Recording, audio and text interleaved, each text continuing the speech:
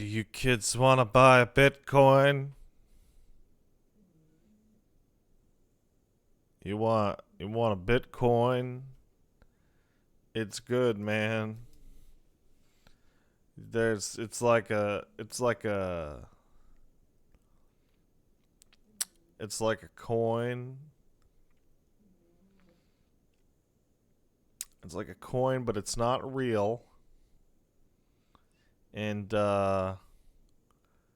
you can't spend it on almost anything other than give it to other people who think it's cool. But they're also trying to use their coins.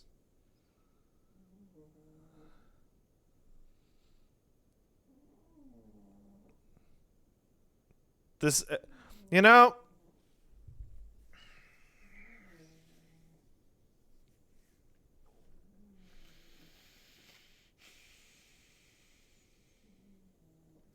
there's a fine line, particularly as you get older. I'm going to be turning 35 this year. And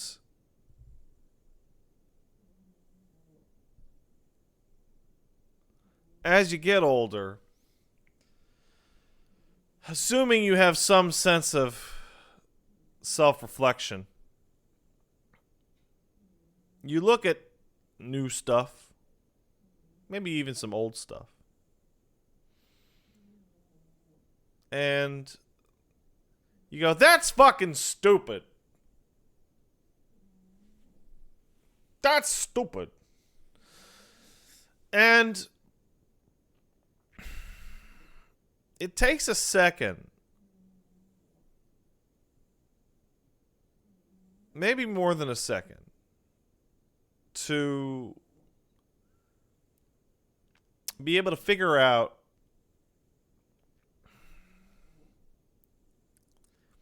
is this actually stupid? Or am I out of touch?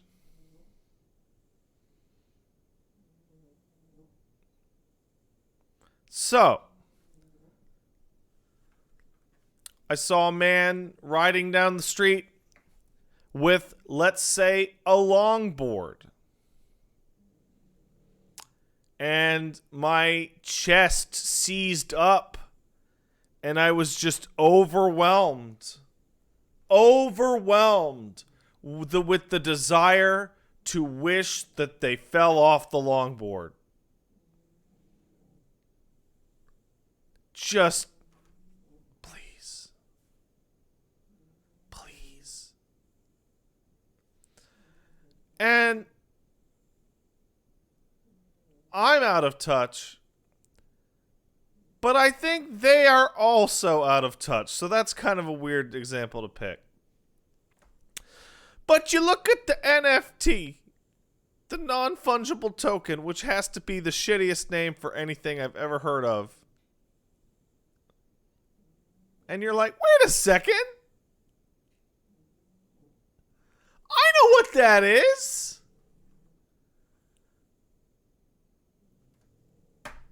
That's a pyramid scheme.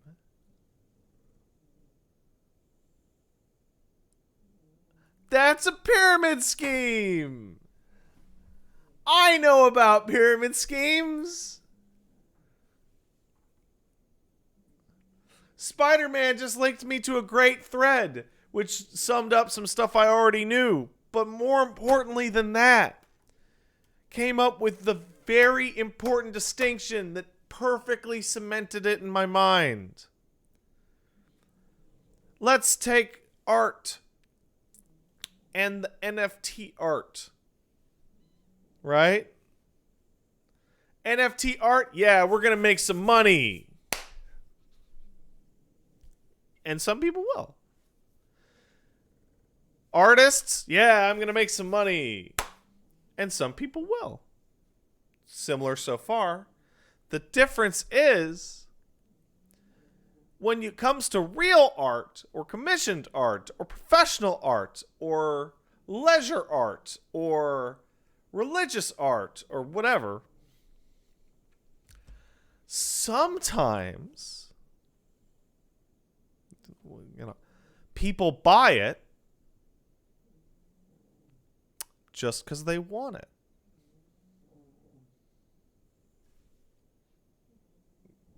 Right? They go, the most simple example, that's a pretty painting of a 35-foot tall horseman putting Ben Shapiro into his urethra. I want to hang that on my wall, said theoretical art man. I'll pay an artist $2,000, and then I will keep that arts. So what happens? Well, the $2,000 moves from the art connoisseur and gives it to the artist, right? But when the NFT man sells his NFT art, do you know what happens? The person who buys it plans on selling it, because that's its only value. Because it has no intrinsic value and it exists only as a function of economic mobility, it doesn't have any value unless you sell it. Which means every single person is making things that they're looking to sell to people who are looking to sell to people who are looking to sell. Which means most people will lose money. Which means it's a pyramid scheme.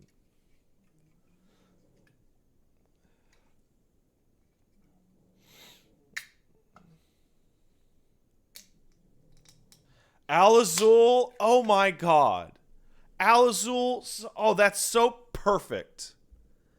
That's legitimately so perfect. All supply, no demand. And the only people who are buying up are those who want some of that limited supply themselves for when that demand rolls in.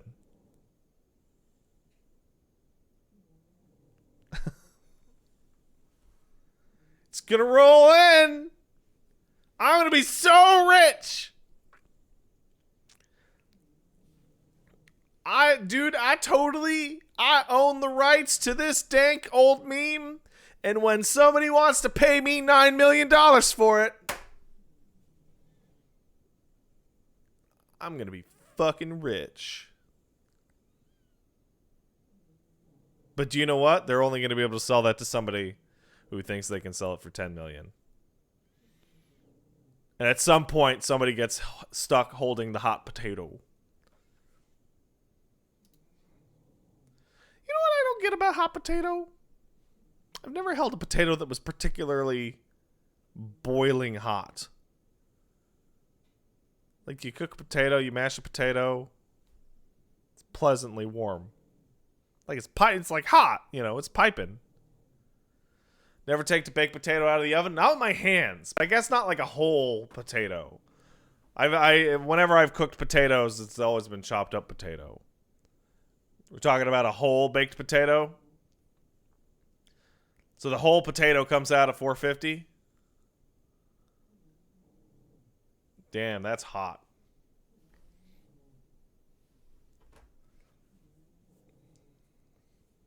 Oh, I got a text message.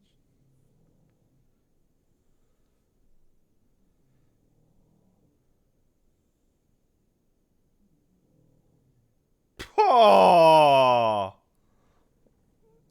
poor Paige.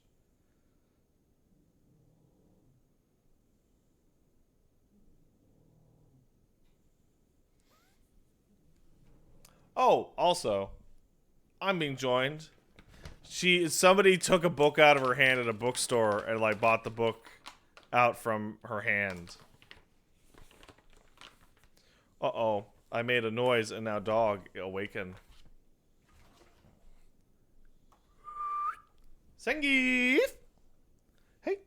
Ooh, it's a treat. Ooh, do you want to come on stream, say hello to everybody? Come on, buddy. He's being very lazy. Come on. Come on. Oh my god, he's so tired. Come on. I'll put the food on your tongue. There, it's food. Come on, buddy. Come on. Come on. Oh man, god, he's so sleepy. Oh, is he gonna get up? No.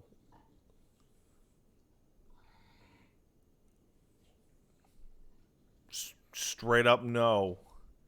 Oh, maybe. Anyway. Might be a problem when SF6 comes out and you have to start talking about the character Zangief more often. Lamau. Yeah, that'd be funny. Regardless, hey guys. Don't get caught up in pyramid schemes. Whenever you're engaging in some form of scheme, you should sit there and go, is this a pyramid scheme? And if it is, run away. Hey, come on. Oh, you want that food, huh? You awaken from your slumber. Come on, couch. Come on, couch. Come on. There you go. What about rhombus schemes? They're probably acceptable, I'll be honest. This dog looks pathetic. Zangief, you look like shit.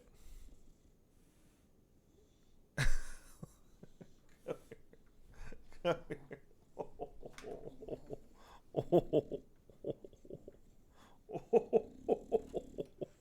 Oh, look at him. Okay. Zangief, do you want a treat?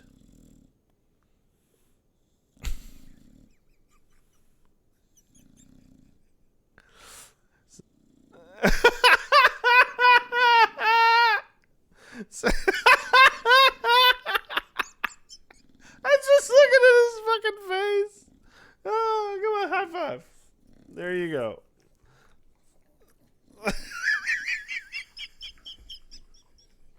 Oh. Oh my god. I swear to God, guys. Me and Paige, every single day, there's a moment during the day where we just look at the dog and just burst out laughing. Just every single day. Good boy. 100%. Good boy. You enjoying your treat? Blah, blah, blah. Oh, man. Making me want to get a puppy like Zangief. They're good dogs. They're good boys. A little extra work, but they're good boys. Holy shit, you're making so much noise.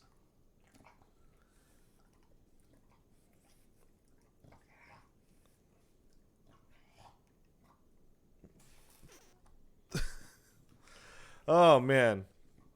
Yeah, just a heads up. Don't fall for a pyramid scheme. Also, I got contacted by Disco Elysium people. They think I'm cool, which I think is cool.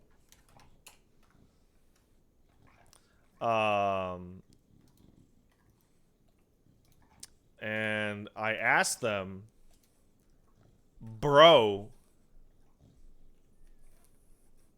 when is the game coming out? And they were like, I don't know, lol. Do you want a hoodie?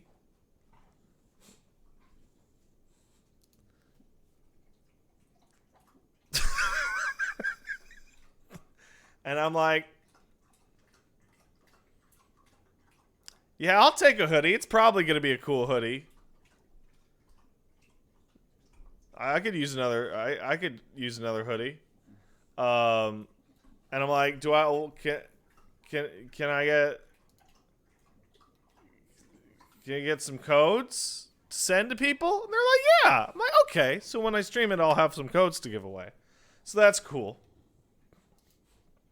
And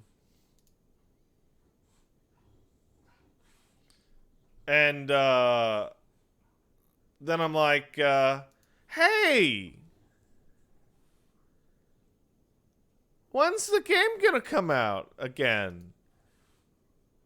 And they're like, again, I don't have a specific date for you.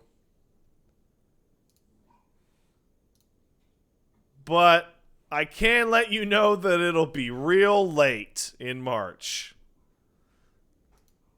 Hope that helps. And I'm like,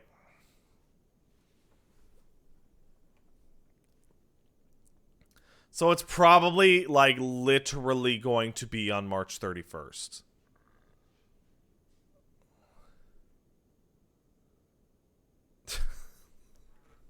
Maybe the 30th.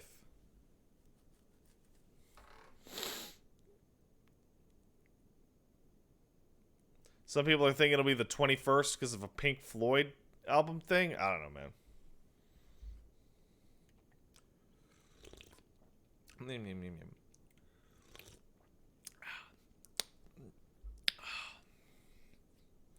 Will you talk like Kuno for the stream? I don't have to, man. Kuno can talk like Kuno. Will I do a full playthrough or a one-off?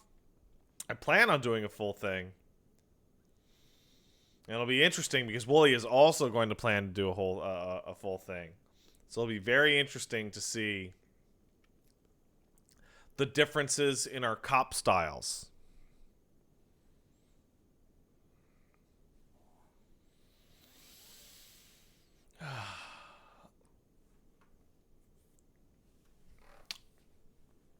And speed of playthrough, I don't think that'll be particularly interesting to compare.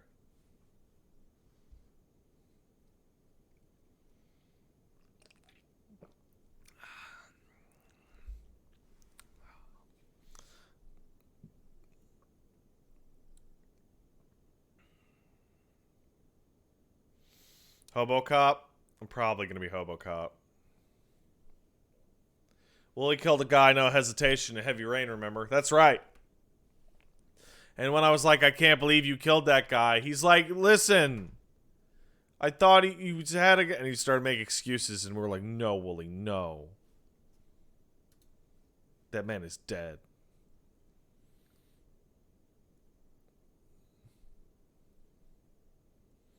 Disco Elysium is a great game, but it will kill your channel. How so? Is it like music stuff, or is it like subject matter?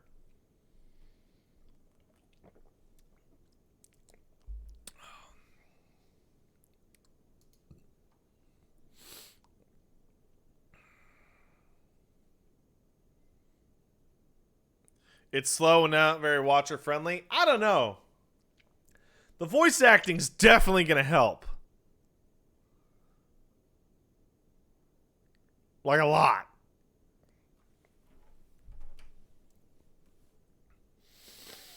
Ah. All right. Voice acting will make it even slower? Absolutely not. Because when you're a Twitch man and you are given a shit zillion tons of dialogue on the screen, it's kind of to be expected that you're going to read it for your chat. And that takes a lot longer than built-in voice acting. A lot longer.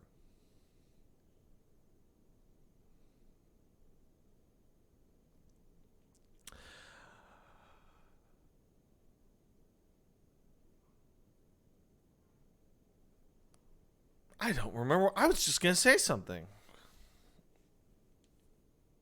I can't remember, so instead I'll text Paige.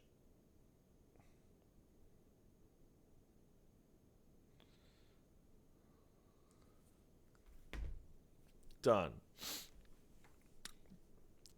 What do you think is bigger in terms of script? Planescape Torment or Disco Elysium? I have not played through Planescape Torment.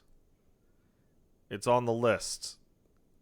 The big list of games that I never got to. But, Disco, I happen to know, has over 1 million words. So, you know what? You know what? How many words in Planescape Torment? 950. That's wrong. 950 thousands of words.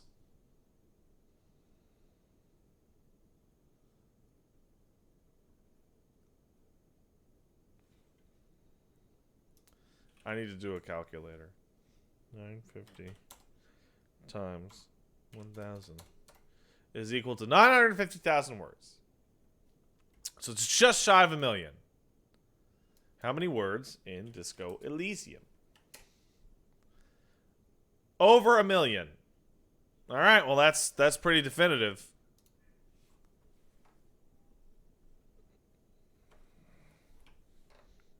That's that.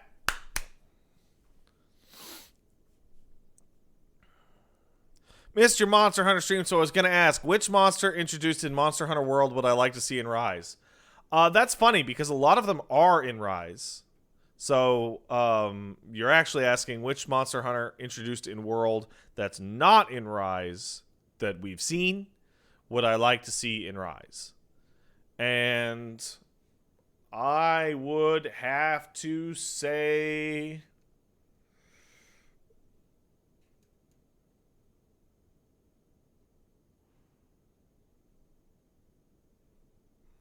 probably Basil Goose.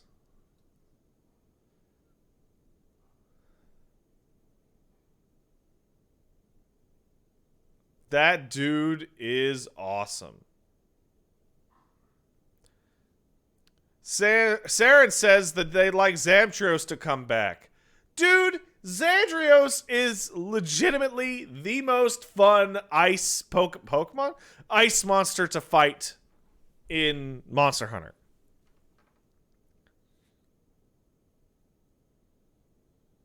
Zamtrios fucking rules.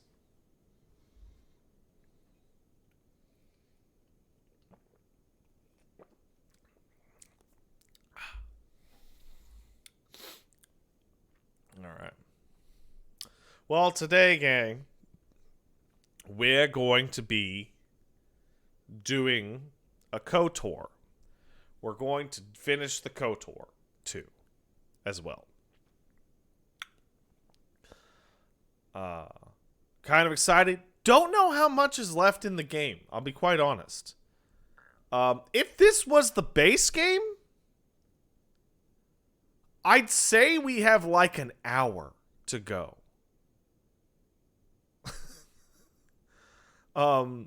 Malachor 5 is like a cutscene and like a boss fight, and then like a bunch of cutscenes that make no sense, and then a boss fight.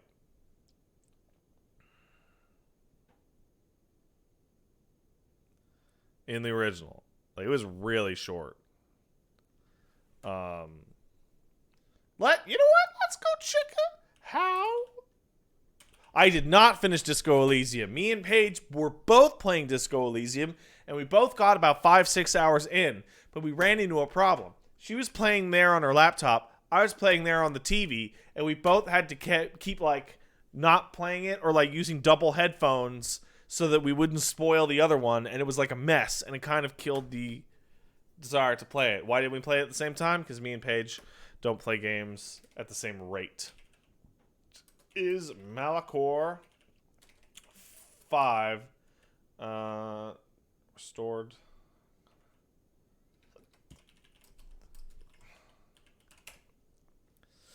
KotOR 2, but let's play. Oh god. This is not gonna be helpful. Whatever. All right. Why not have one of you on the mouse, one of you on the keyboard? I don't know. Did we get past day 1? I think I got past day 1, but just barely. Pat, what do you mean same rate? Paige doesn't really like to binge shit. Paige is a nibbler. Like, we were watching Mandalorian last night, and me and Eli could sit there and watch the whole series in one go. Like, bam. And Paige, after 2 episodes, is like, oh, that's enough for me. let's watch it again tomorrow. And I'm like, but I want to watch it now. There was an HK-87 droid. Hooray. Hooray. Didn't talk, though.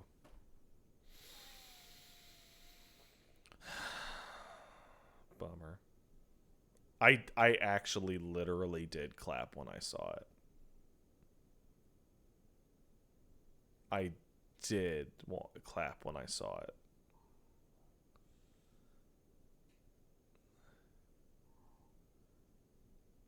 Zangief! Zangief, come here! Zangief, come here, boy! Zangief, you hungry? You want a treat? Zangief! He's bothering Elmo upstairs, I can tell. Alright. Before we move on to KotOR, I have to ask. This was something I was thinking of the other day. But it would take like a long time to do. Like a long time to do. And I was like, should I make like a list of like notable games all the way from like 1993 onwards, and then like click whether or not I played them or not? And then there'll be that big fucking list that you guys can use to either be like, wow, good game, according to Pat, or, oh, Pat never played that, maybe he should. But like, because like, that's like a lot of games. When he fortune cookies his backlog, what does that mean?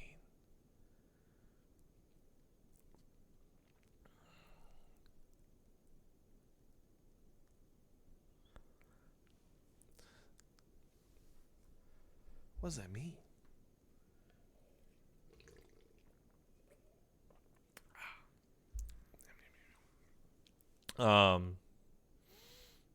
Because like I've seen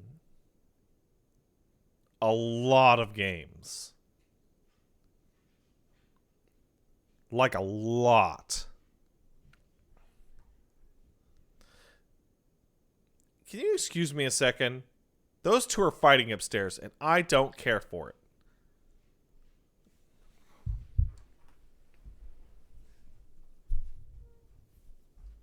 Zangief?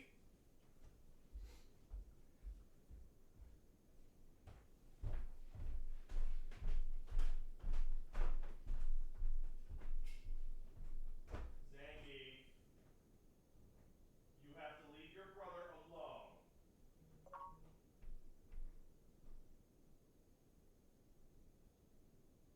Come on.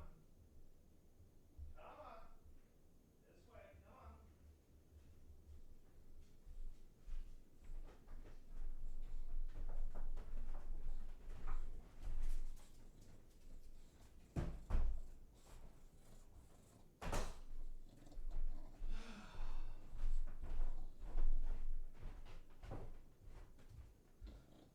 You leave your brother alone. He's old.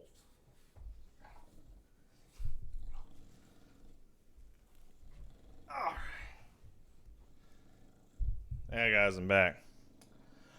I put the gate up. He wasn't being bad, it's just Elmo will be like, blah, I'm a cat, I'm asleep, right? And Zangief will be like, he'll try and do the thing where like he puts his head on Elmo, or like he licks Elmo, or like he puts paw on Elmo, and Elmo's like, ah! And also he's too small, and Geef is too fat. Like, Geef tries to like lie down on Elmo the same way that he lies down on us, but he weighs literally 5 times more than Elmo does.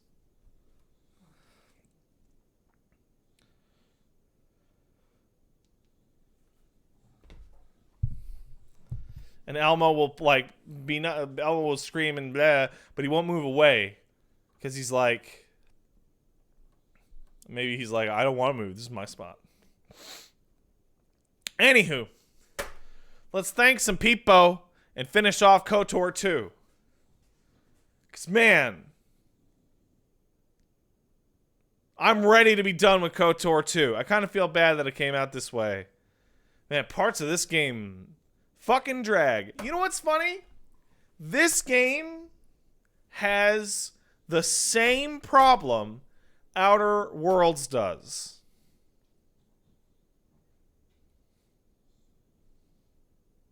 The same problem.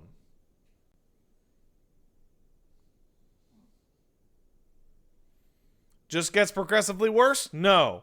The problem is that the gameplay is really poorly balanced. So, from the halfway mark on, the gameplay is like LOL, and it's just I'll get through this massive half an hour long combat thing to get to the good parts where they talk.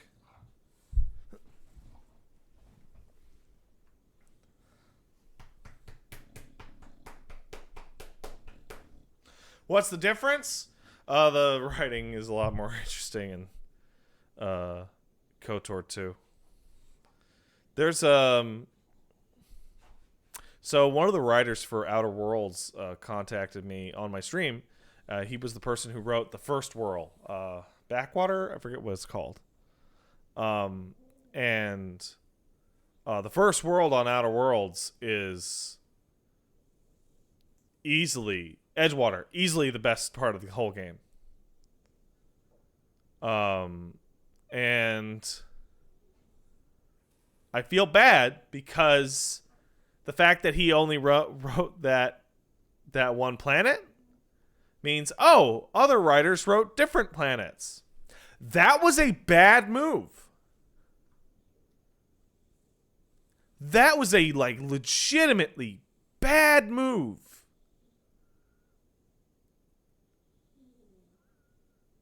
I know it's a lot of work, but you should have one writer that writes it all, or two writers who write it all together, or so on and so forth. Because that every area in that game is worse than the one before it.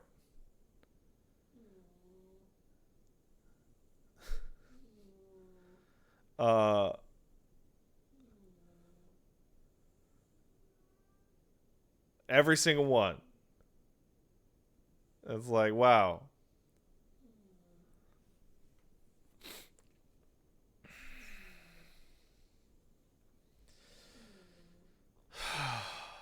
Bummer.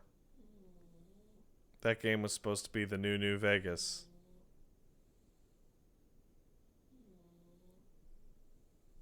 I don't think Obsidian's ever going to top New Vegas.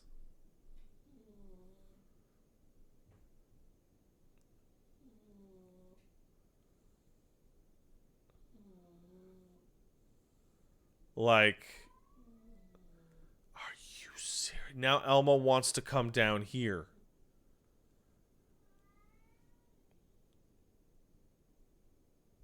Ugh.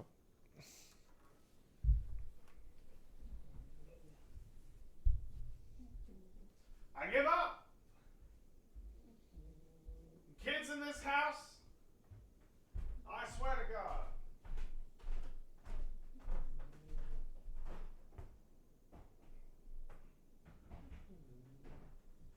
Okay. But if Geef pees on your face, that's your fault, Elmo. I saved you.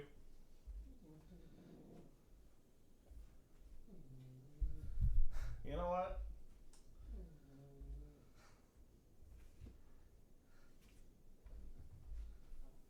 So we got this toy for Geef, right?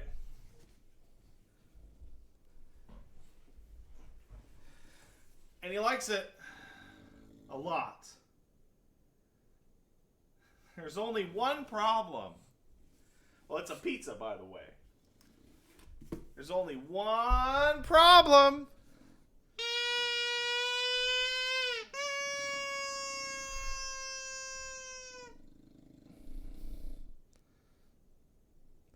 It's the loudest toy in the world.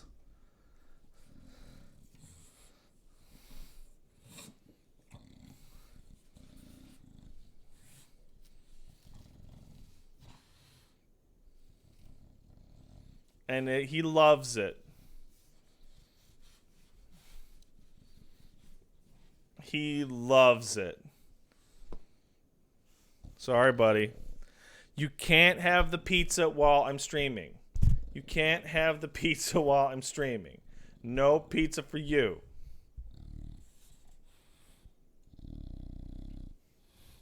Nailed it.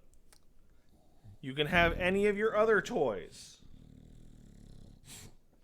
I know. Look, you can have your bear. You could have your sunflower. You could have your chew toy, or your chew toy, or your chew toy, or your binky. But not while I'm streaming. You cannot have the pizza, okay? You want your flower? Go get it. Okay, problem solved.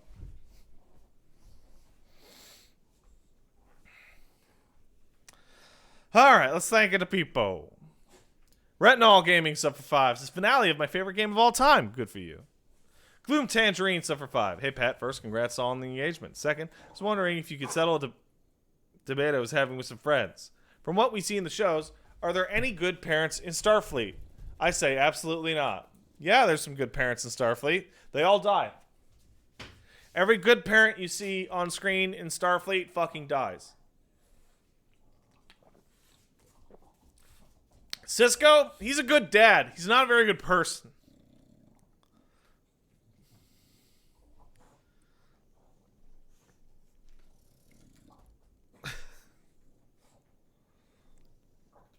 It was real! Oh, man. I am so ready. I am so ready for Paige to see black and white 1950s Cisco Dreamscapes Cisco with Paige. Oh, man. Oh, man. That shit is so crazy. No, you know who's the one good parent in Starfleet that I can think of? Legit is Rom. Rom is a great dad.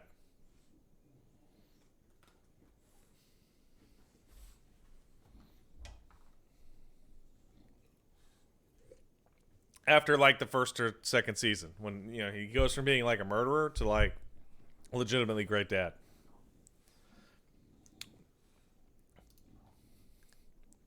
Zero Arturi. Oh, wait, no, in Starfleet. Rom's not in Starfleet.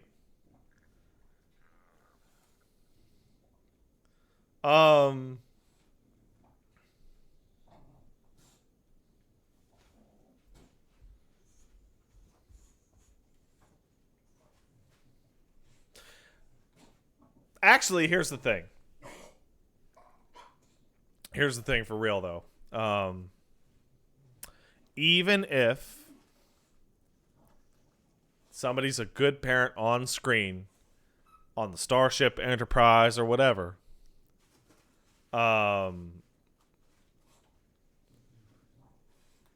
there's a discussion that the Romulans have with Picard, I want to say season 1 or 2 of TNG. And they're like, you have children on your vessels? And Picard's like, our children are a source of strength. And it's like, that's right, guys. When the Borg are attacking and Deck 9 gets blown out into fucking space, you tell Billy and Curzon that they were our strength as they suffocate in the vacuum.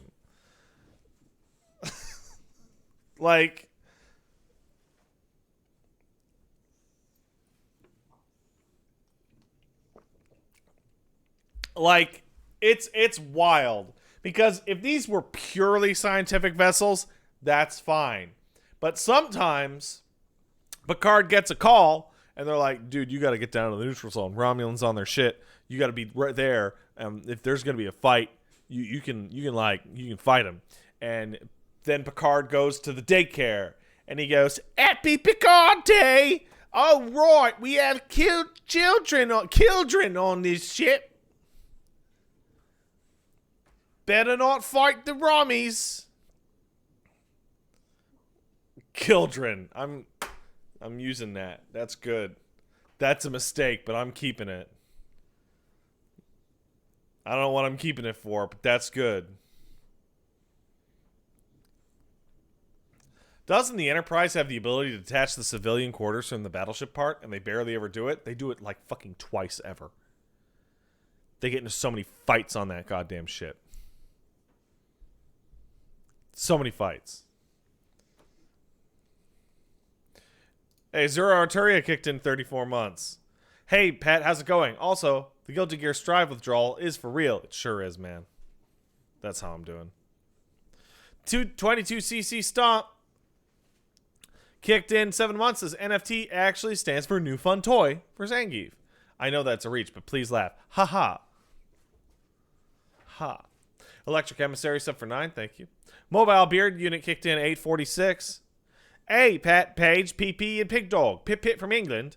Just broke up with the poly partner after 9 months. Feeling the blues. Time for stream. Take out food and blankets. Be big, be strong, and take care of each other. Sorry about that, man. Always remember, the amount of time it will take to get over somebody generally is 50% of the time you spent together.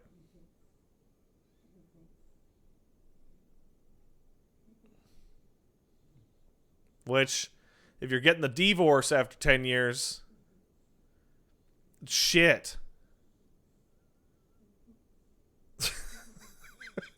Right? Oh, no! Somebody that I just, an exact example, just showed up in a chat! Sorry, ZXZ.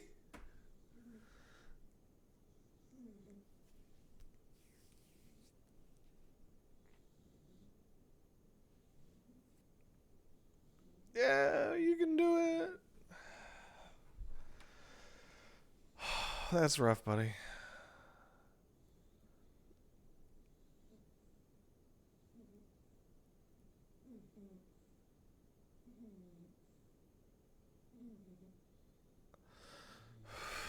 Okay.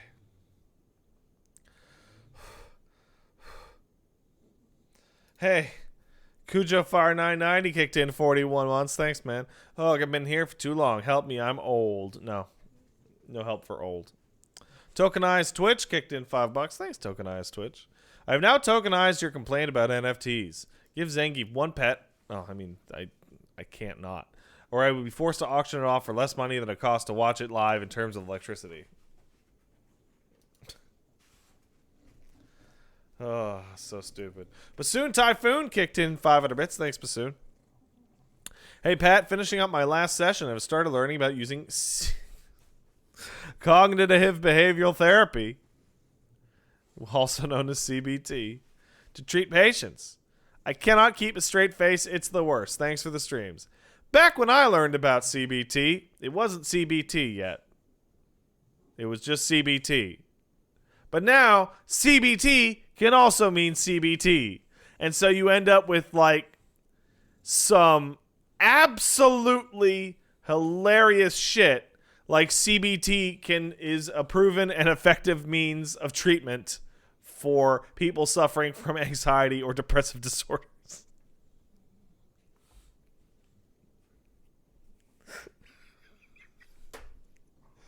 Ah! Ah!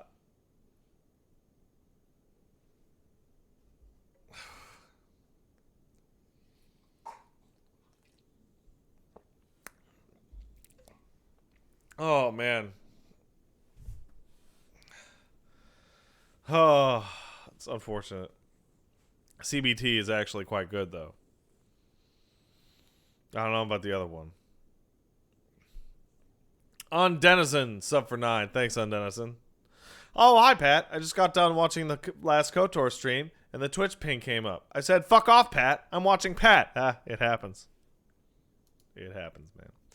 Little mini tiny Josh. Kicked in 500 bits. Hi there, Mr. Goblin Man. I've been thinking that I finally want... Wait, I've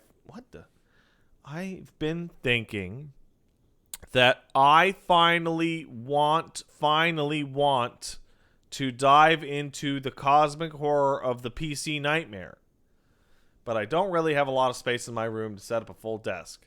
So I'm thinking of just buying a laptop. My question to the man who has infused himself into the cube.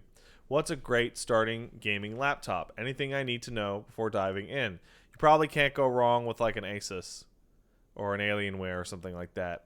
But the thing you have to really understand is that any gaming laptop you buy, you will be spending about 40% more than the equivalent for a desktop. And they are harder to repair. And parts are almost impossible to replace.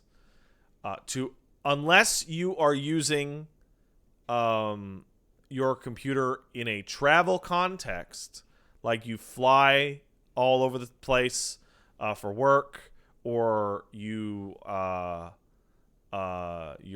kid where that goes back and forth to their different houses, like with their mom and dad or something like that, I would highly recommend looking into any space solution possible that isn't getting a laptop.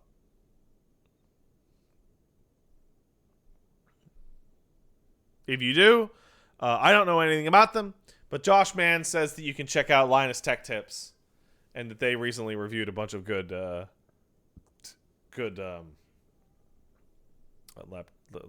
laptops. So, no, guys, the issue isn't the size of the tower. The issue is the desk. Because a laptop you put on your lap or you hang out in bed and you move it anywhere. Right? With a tower, you're going to need a dedicated monitor and keyboard space.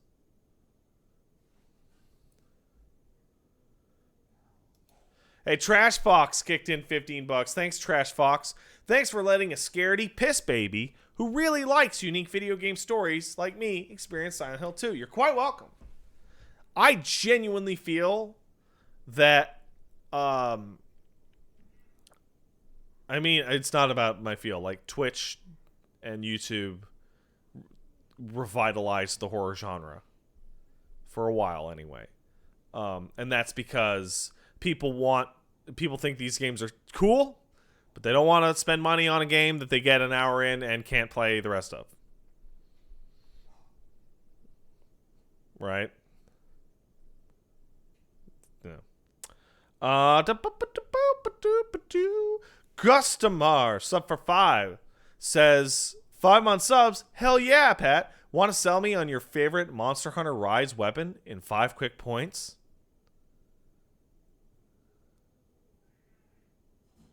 Okay. I like to play the Greatsword. The Greatsword is a big, fat sword that you swing around. Here are the 5 points. Big, big, big, big number.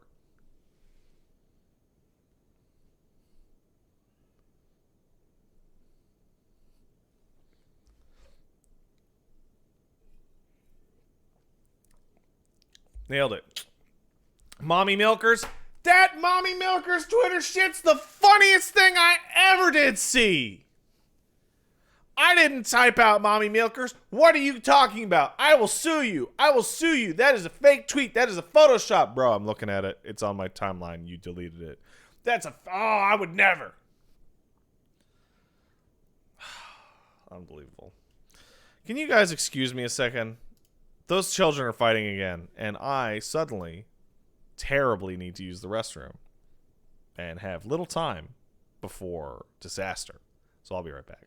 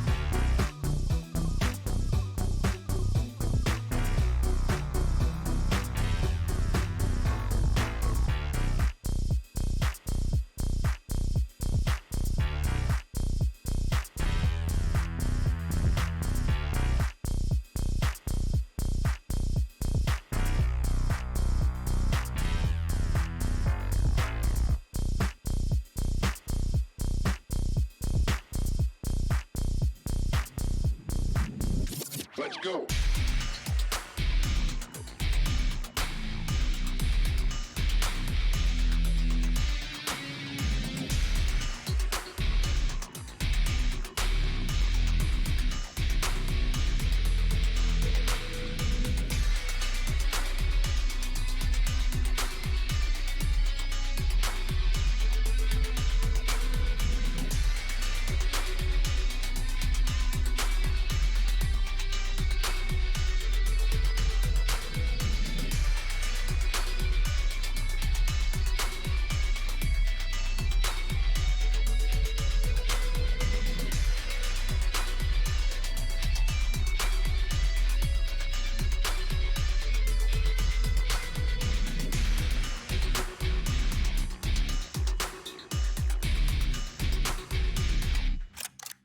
Reload!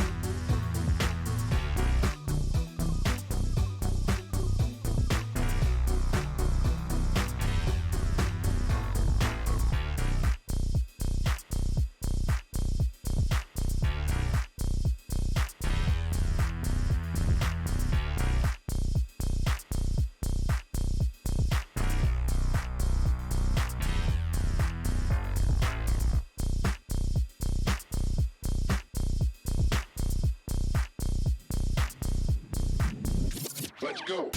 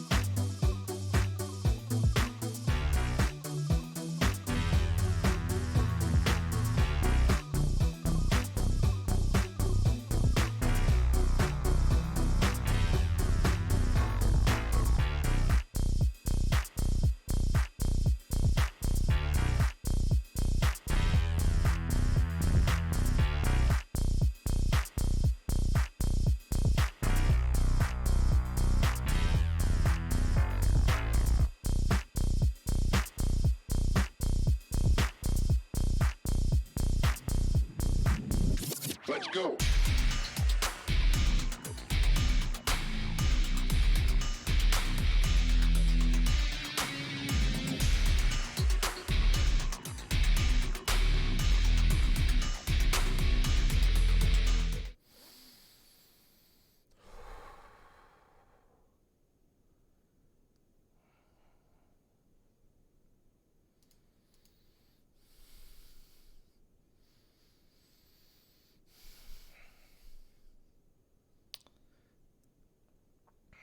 All right.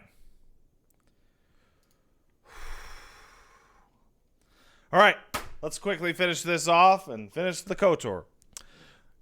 I read that one. Stace McGate sub for 19, Ascetic sub for 45, and Cozy sub for 13 says, "Hey Pat, I farted and scared the dog. I've been laughing for a few days at how badly she jumped. Anyway, love the content. Thank you." And that's funny. And Baller Swag Bro typed in, sub for 16. It's fun to stream with the DMCA. It's fun to stream with the DMCA. They're going to take all the joy out of you. They're going to steal all your revenue. DMCA, it's fun to stream with the DMCA. Probably should have sang that, but I'm not going to do it because I'm afraid of the DMCA. No! All right. All right. Knights of the Old Republic time. We're going to learn about the echoes of the Force again. Again.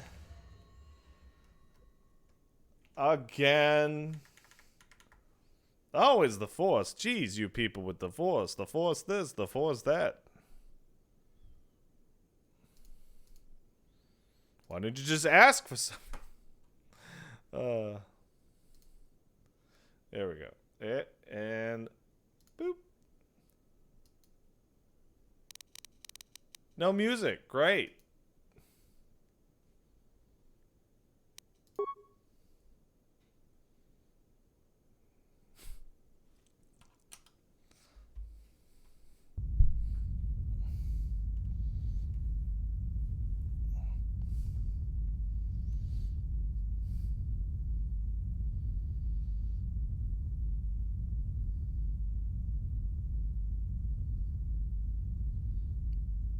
Oh, come on.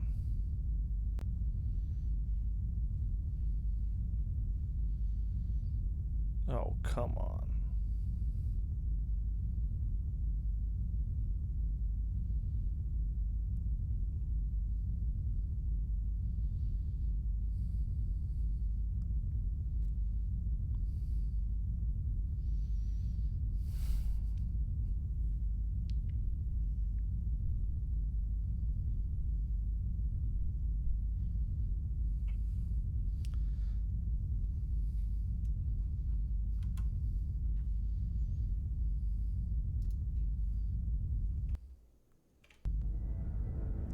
Aha!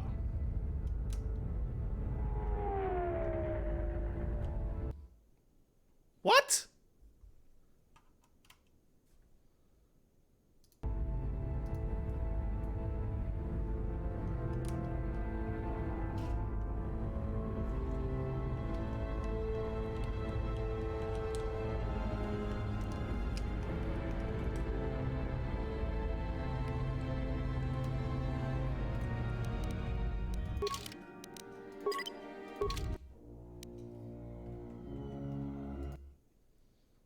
That was baffling. Let's try that again.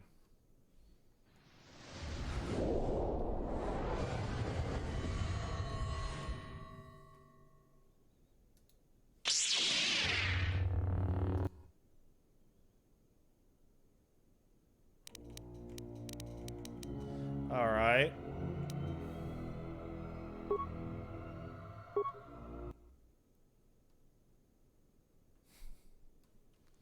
Okay. Hey! We did it. Yeah. Alright. Hey! Let's get the fuck out of here. Jedi super speed, go! That's the wrong direction.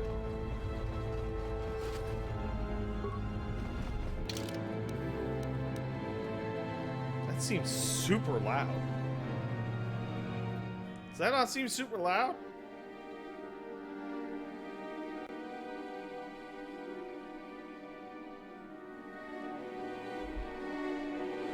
I did not complete Strikers already. I've barely gotten anywhere in Strikers. I beat the second boss.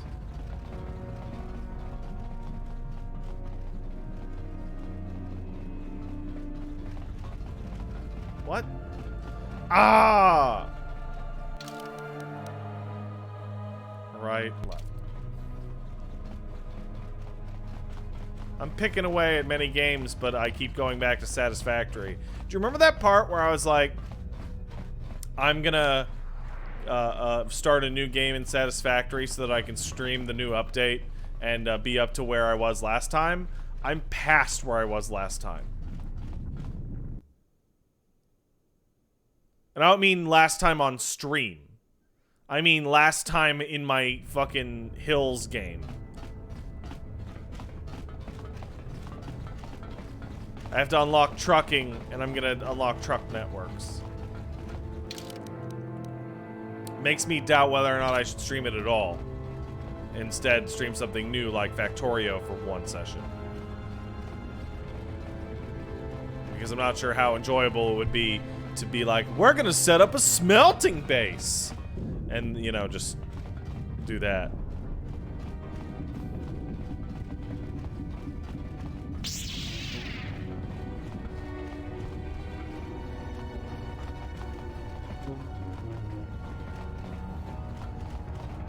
This part was always kind of weird to me. Where you just walk back.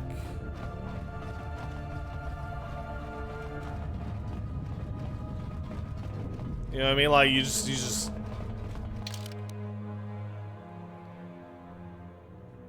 Oh, wait, how do I leave? Oh, other way. Like you walk back through a completely empty station.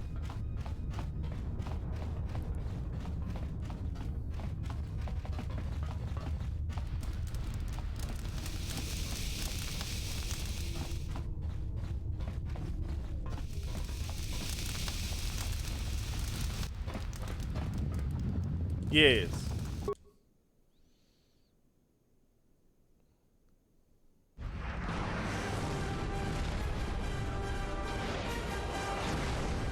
Oh, they blew it up. Guys, we blew it up.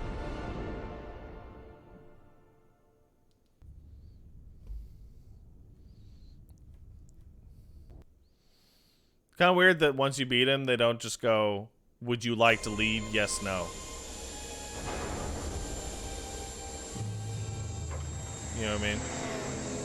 Oh, wow. So this is the part where we just start skipping forward. Like, we didn't even go back to Citadel Station.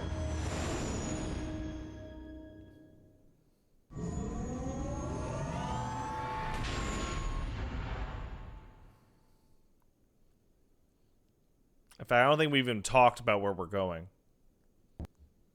Like, Kreia said, you know where to find me, and the characters just start driving. They don't seem to tell the player. And all the Jedi who followed Revan, the true Jedi, died at Malachor 5. We go now, my master, to that dark place which made you. Where you gained your ship, your troops. Your ship, my prison, that you dragged from the gravity well at Malachor 5. Wish I'd never met her. Wish I'd died there. That the storms had dragged me down into Malachor 5. We will not surrender. We will not die, like we did on Malachor 5. Your command echoes still, General, and I obey, as I did at Malachor 5. You're not there. Now Malachor 5 comes to us, and I wish to face it this last time. You know where you must go. It calls to you still. It is the heartbeat of the past. And she must be stopped. There, now.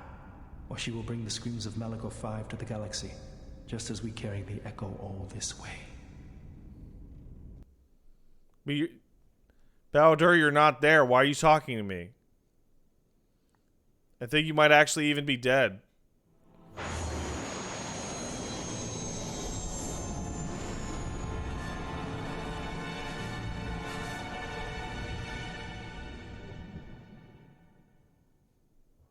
And she must be stopped. There, now. Or she will bring the screams of Malachor 5 to the galaxy, just as we carry the echo. Oh my god.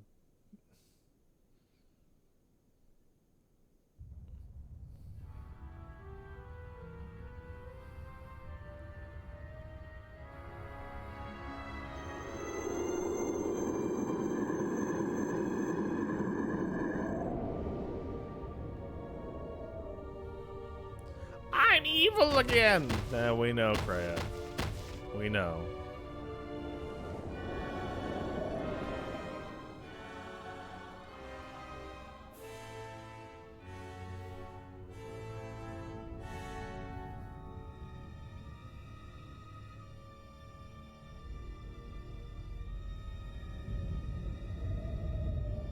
It has been some time.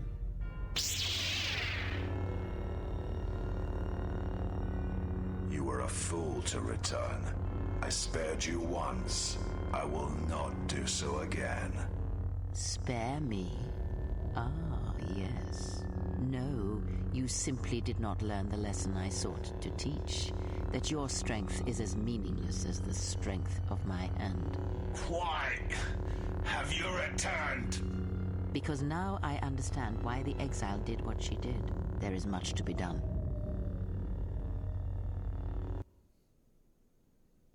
I let myself get beat up on purpose. I'm not owned.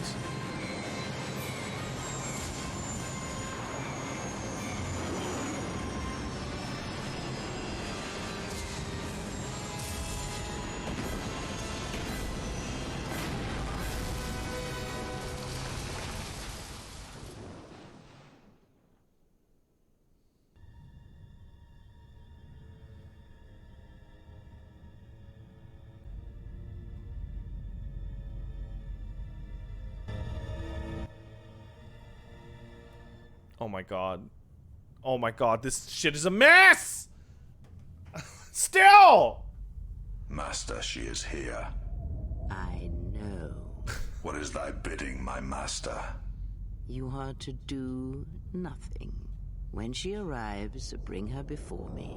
She may not survive Malachor. So touching.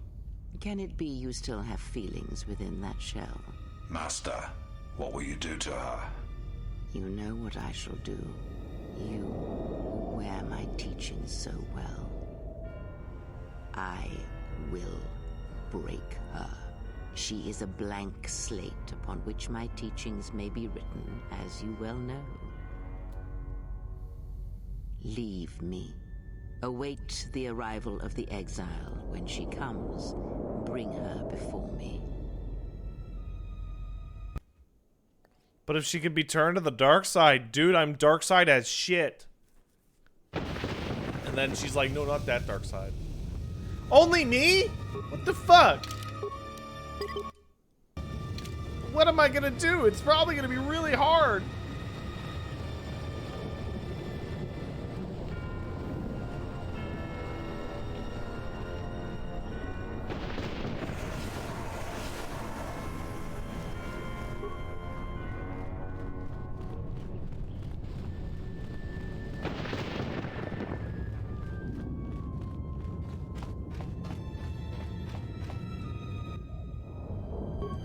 Okay, that was helpful.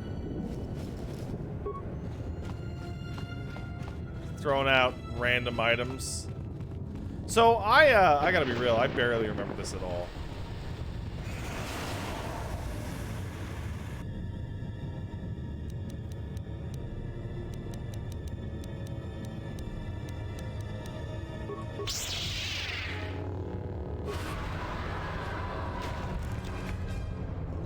But, not too worried about it.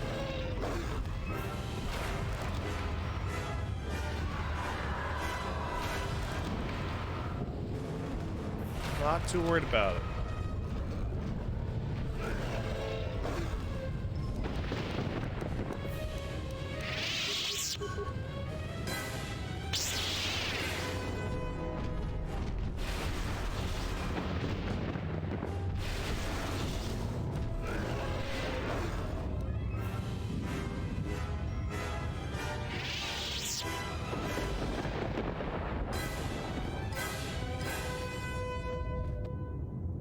I don't like how you get to Malachor, and I still don't know what happened here.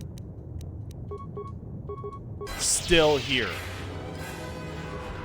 Like, why does the planet look like this?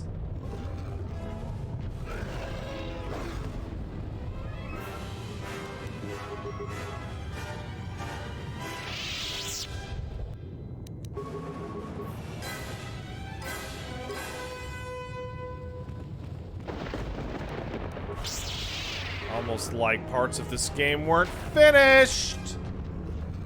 What? Get out of town.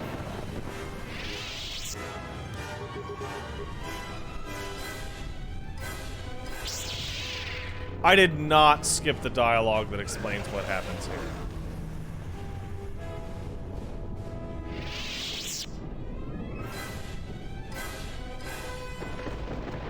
Bowder used a gravity super nuke.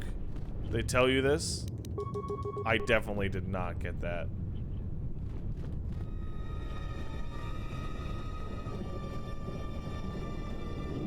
Yeah, not that one.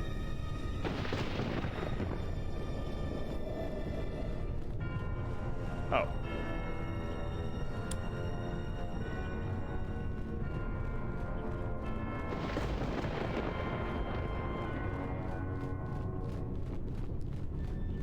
It's more explicit in light side. Man, that's a bummer, because like light side in this game does get more work than the dark side. It's like Horde and Alliance.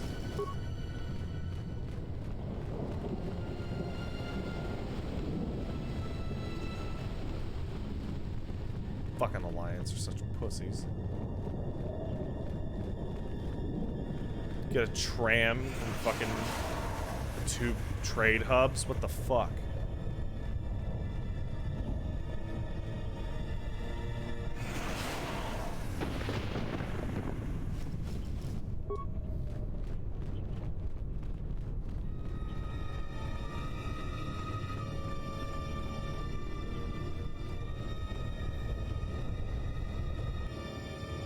Horde bias in WoW is massive? You're insane. They literally made the Alliance zones first, and then the Horde zones later. You're absolutely, completely fucking nuts. Alliance in Classic had like 3 or 4 different leveling zones, and for fucking Horde, it's like, well, go to the Barrens, cunt. Do it. Do it, bitch. Yeah, that's right. It's a completely featureless desert. We shat it out.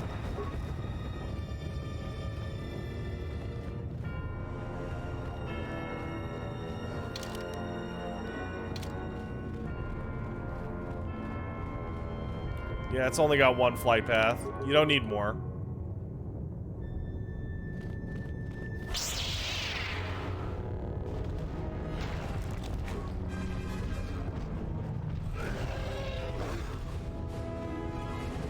Like, new WoW may be different, but it is absolutely unquestionable that for the entirety of Classic, the Horde areas and the Horde storyline and the Horde quests just got, like, the absolute shit end of the stick. Like, you compare Dead Mines to Wailing Caverns. Like, I never did Dead Mines, but, like, seeing the stuff people got to do in there was fucking unbelievable, whereas my leveling dungeon was a fucking cave with some lizards in it. Oh, Ragefar Chasm versus the Stockade? Oh my god, it's a joke!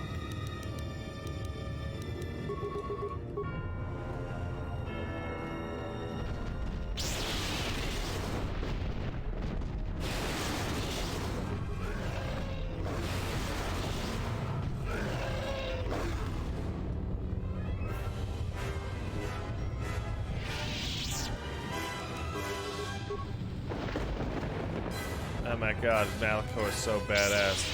How will I defeat these beasts that live off of... I gotta be blunt. What are these storm beasts eating? Like, there's no fucking animals out here. But what do they eat? But what do they eat?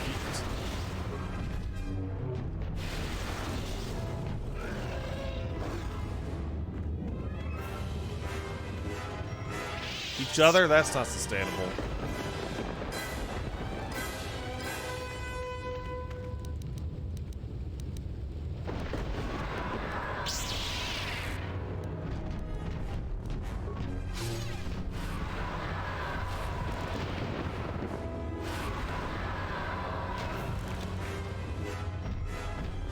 This planet is not sustainable, that's fair.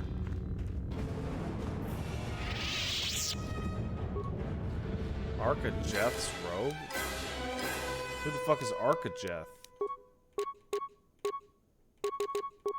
Light side, go to hell.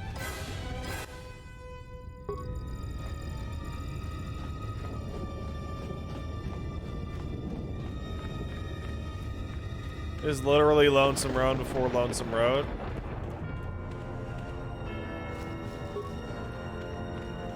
Kind of. Do you guys want to hear like the biggest New Vegas bummer ever?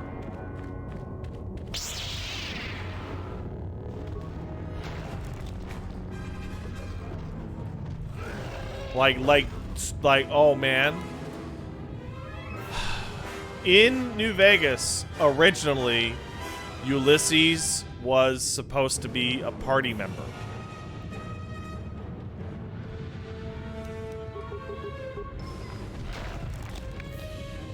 The reason he's not a party member is his dialogue wouldn't fit on a DVD.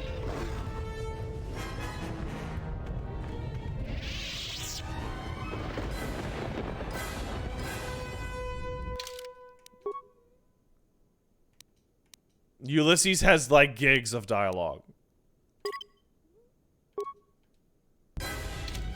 Like, it's wild. And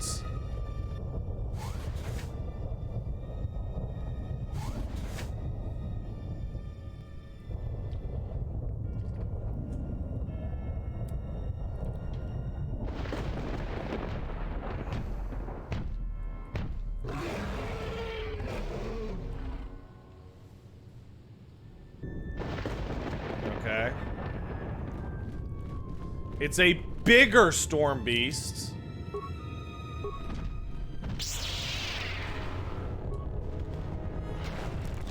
Guys, I'm starting to think that Sith Lord might be the strongest of the character classes in the endgame.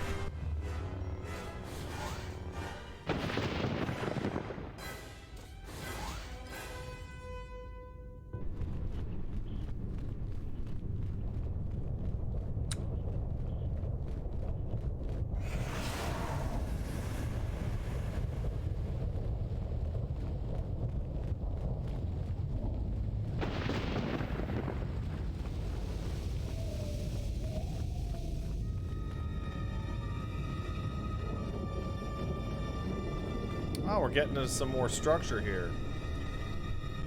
Sith Assassin. These guys were killed by heavy repeaters.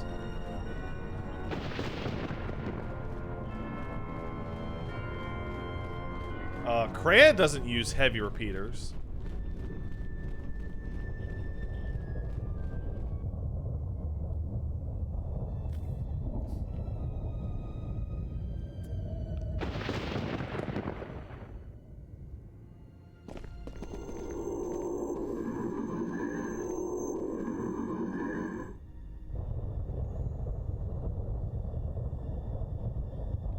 Yeah, bitches.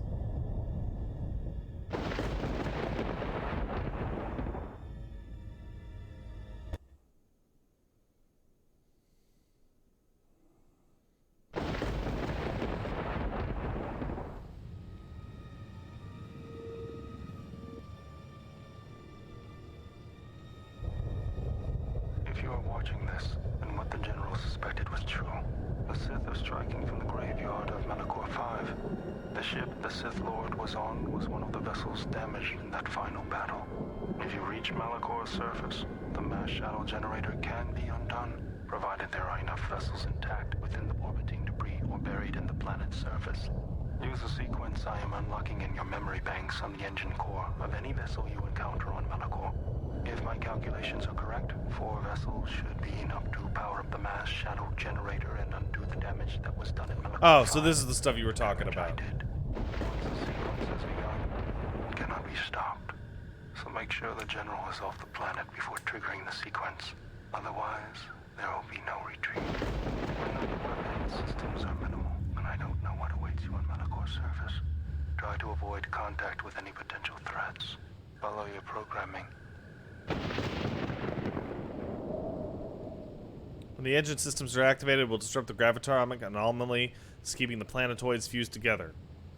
And Malakor 5 will begin to drift apart. Warning, you have no offensive weapons, and if you are destroyed, you will have failed. Oh my god. This is new. I remember this. Oh, I'm an orb.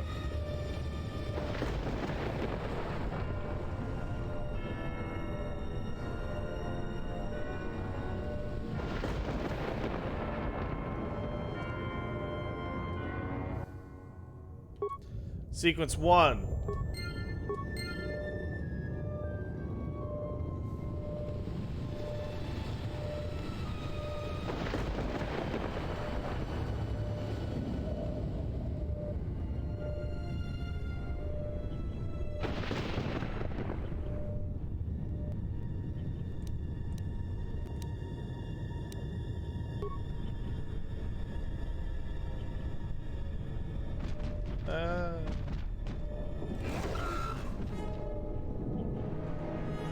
I thought there'd be something in here. No.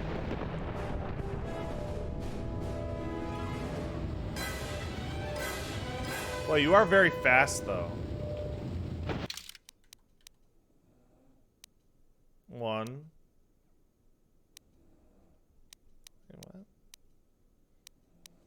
Buried ship. Buried ship. There's only 2.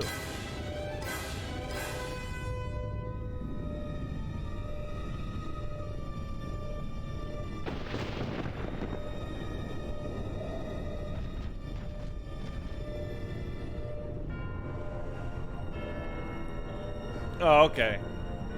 Luckily, I kind of killed my shit ass in here real good.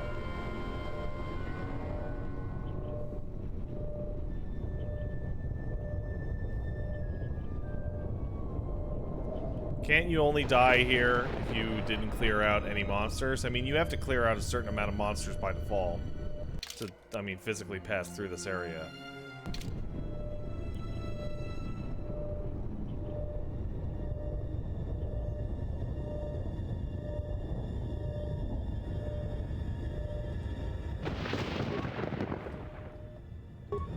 %.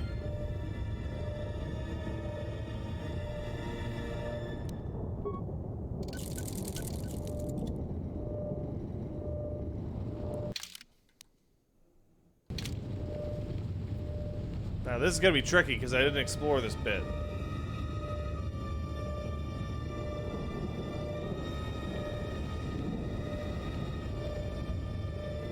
Fuck.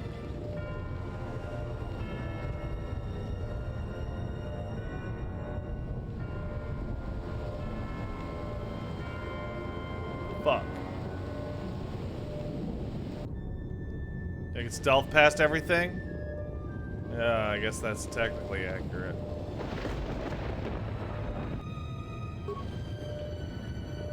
Wow. I really thought there'd be more than literally nothing there.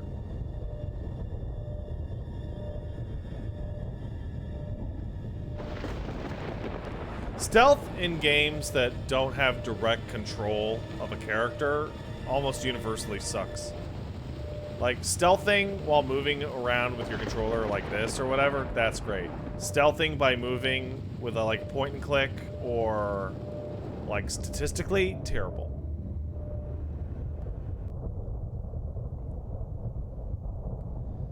Like, Baldur's Gate 1 and 2, the stealth in that is just god-awful.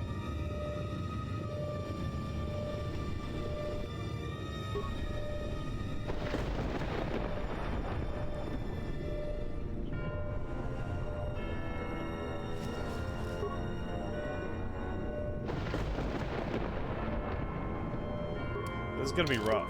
So we're gonna do a new save.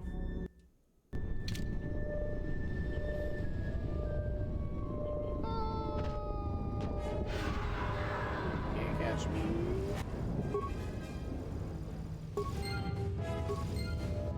Oh, oh shit. Yeah. You'll never catch me, I'm too fast. Yeah, we're the ball right now. That's what's happening. You are correct.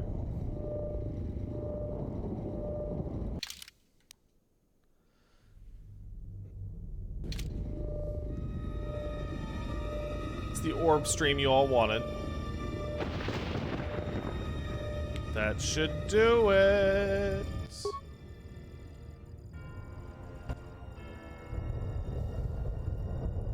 If you are hearing this, then the sequence has been completed. When it will destroy Malachor. Again, I have one last command for you. You must remain behind and ensure that the sequence fires properly once the general gives the command. If not, then all we have fought for has been for nothing. You have done all I asked, all you have done, and for that, I thank you. Oh, hey, Goto. The probability of the Iridonian installing trigger commands within your core was high. I see the probabilities have played out. Of course, the probability that I would do the same is equally high. Your inability to move right now is evidence of that. If the General issues the command, only I will be here to receive it. You realize I cannot permit you or the exile to activate the mass shadow generator here on Malachor. In that, your programming and mine conflict. And since you have no offensive weaponry to speak of, the Why, Goto? your programming overriding mine is low. You must understand that the General would not wish the relics or the Sith strength here on Malachor to be compromised. Oh, that's why. Their presence is needed to stabilize the galaxy. Without them, the galaxy would be reduced to anarchy within years. And if there is anything I can't stand, it's an untidy galaxy. So, let us wait here, you and I, for the General's orders and activate the probable fate of the galaxy. Correction. Once Oh, it's shit! right listening to your speeches, Fat One. Perhaps it is the large unwieldy vocabulator within your moon-sized frame that prevents your calculations from taking me into account. And while I find this small droid annoying in the extreme, I find my urge to shoot you takes a higher priority. Unfortunately for you, I have arranged for friends to meet me here, and you seem to have brought none of your own. Stop him. Unexpected correction. We are not here to aid you. We are here because our predecessor unit summoned us. Statement. As always, Fat One, you have miscalculated. Oh, this is good. An unfortunate oversight.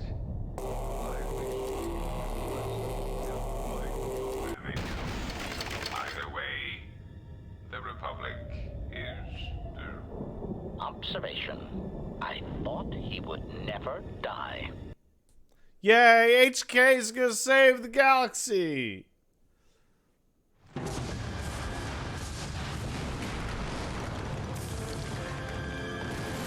I'm just gonna assume everyone else in the party just died.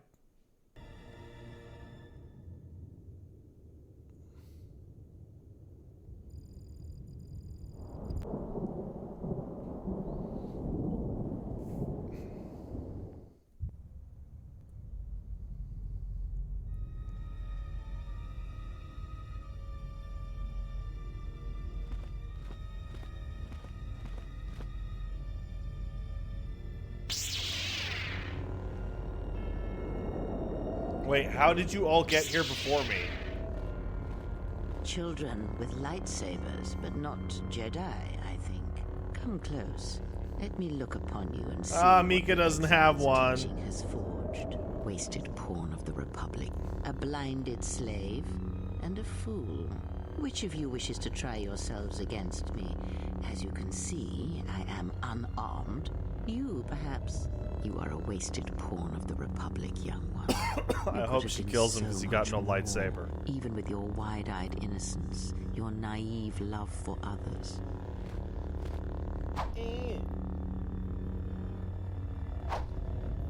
Is this supposed to be happening like this?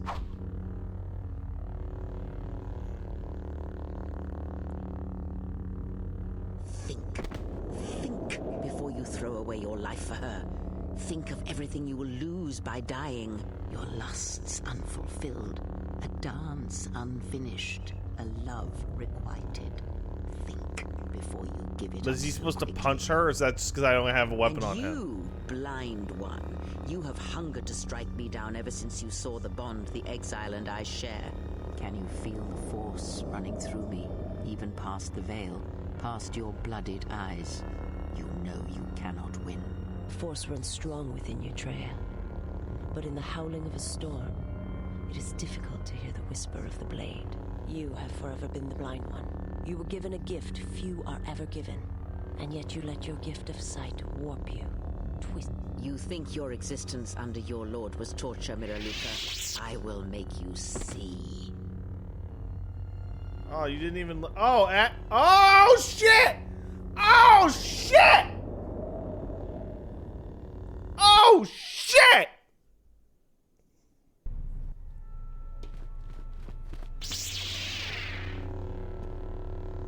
And I get the fool.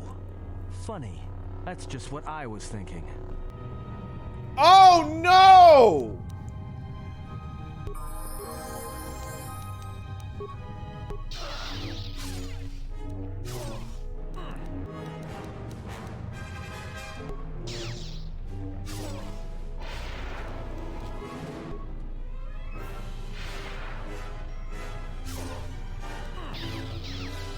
Oh no.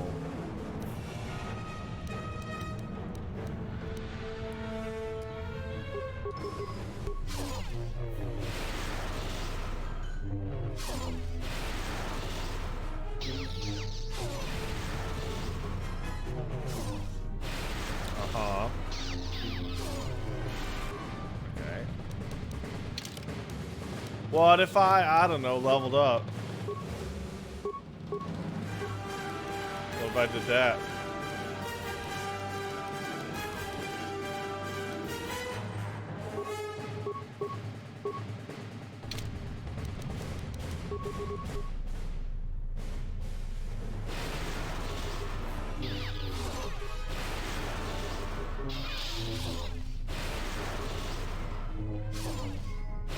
Owned!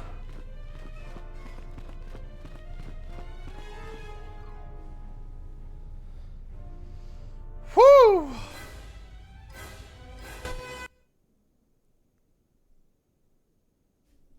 Owned.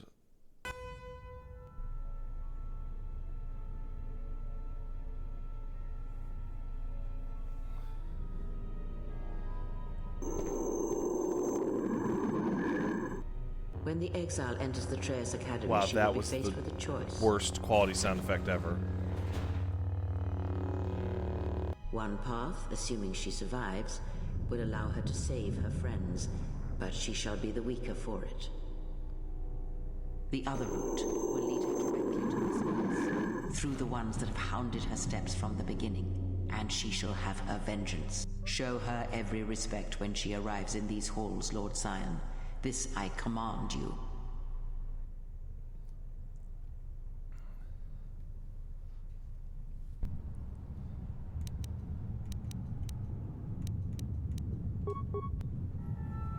I'm going to... You're all gonna get zapped. Dude, that Sith has a green lightsaber.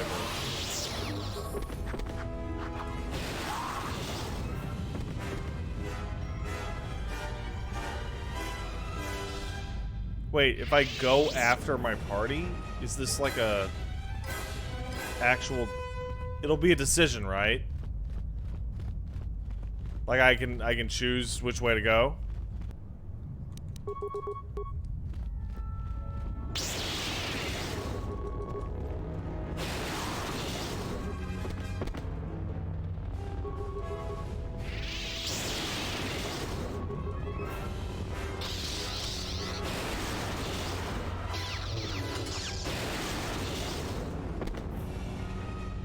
Oh, you just skip to the end and or go see your party? Oh, I got it.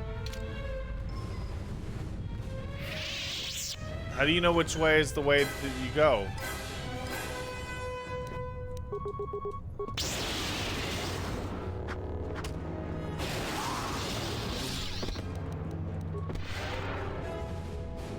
Guess we're going this way.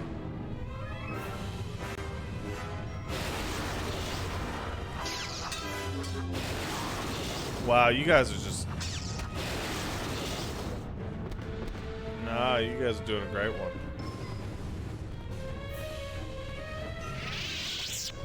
Hey guys. It's a shame I have this massive AoE that just ices you guys.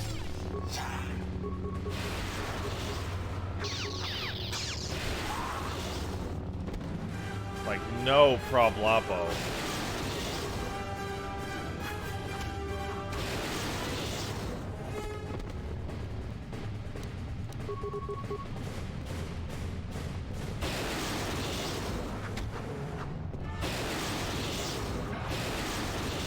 Well, there you go.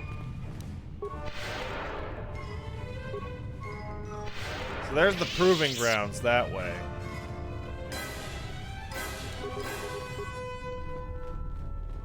I'm going to assume that's the end.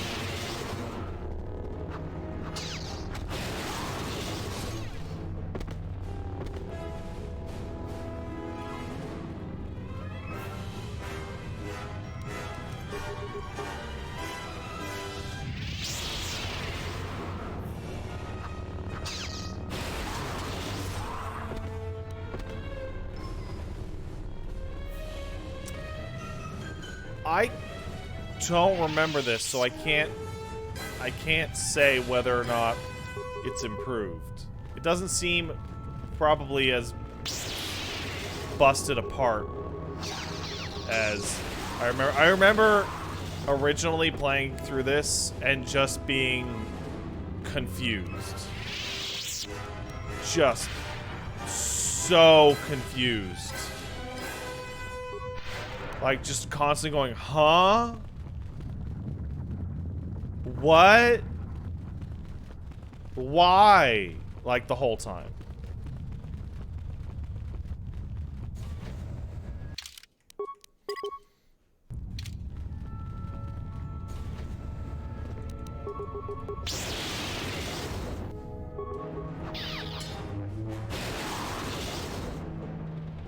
Like, ideally, this would have been a planet.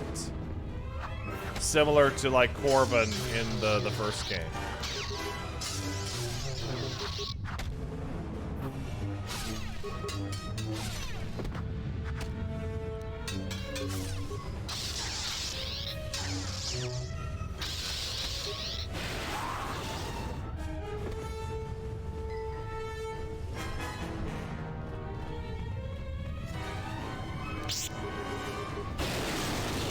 Man, that is so loud when it hits all those dudes. God damn.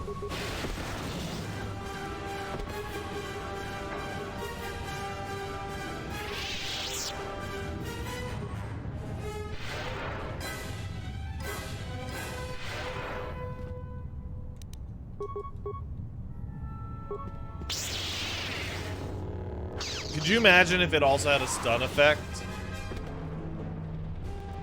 Since they don't make it clear, do you want me to tell you where to go to get your party? Absolutely. Because I saw one that was like the training grounds. And I was like, is that the way forward? Oh. Treyas Crescent. What? Which one? Look at all these rooms!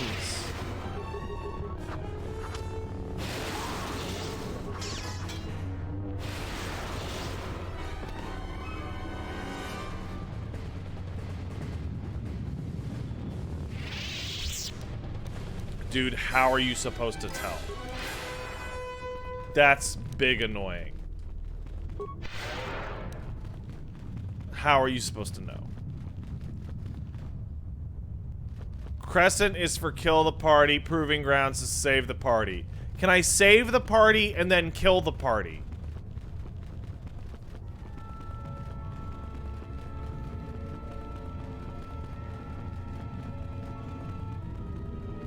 I'm just asking.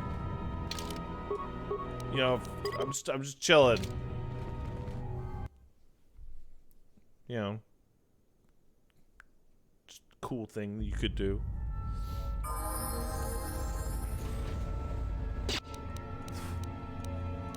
This is gonna be really loud, so be aware of that.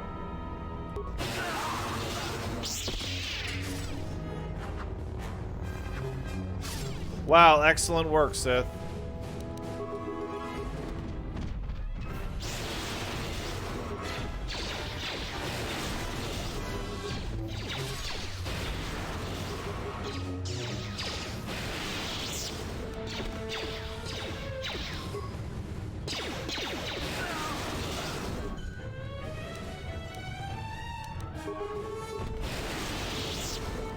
Ooh, took some damage there.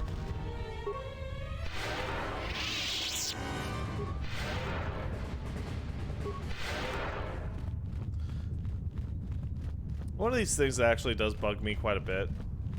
Reminds me of what Tom Rogers calls the... Sorry, Tim Rogers.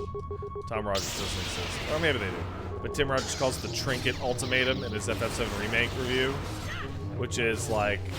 The items these guys are dropping are functionally useless.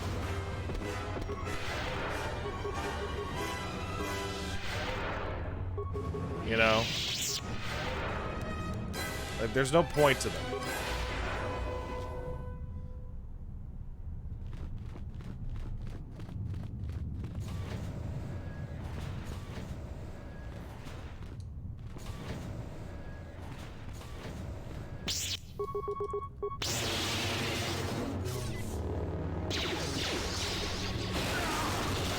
Oh my god.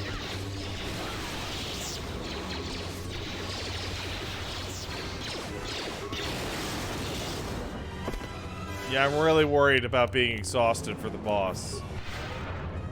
Really exhausted. Oh. Oh, Treya, how could I defeat you? You're so strong.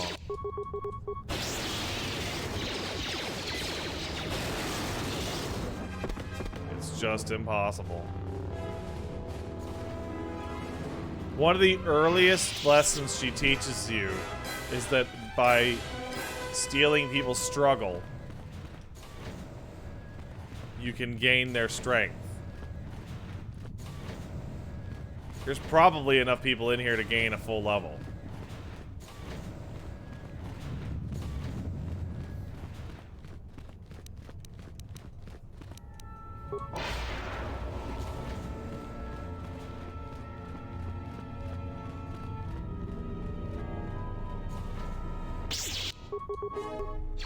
Oh, I didn't even shoot these guys. I got them straight through the wall.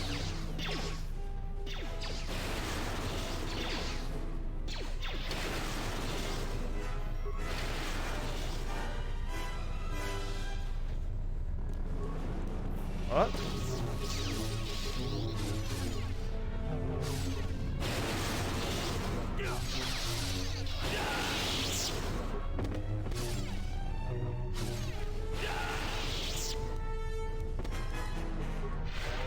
Uh-huh.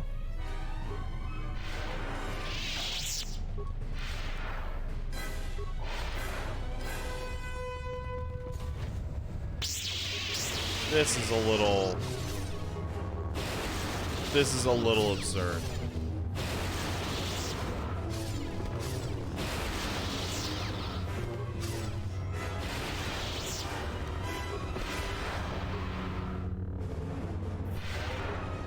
This is a little much.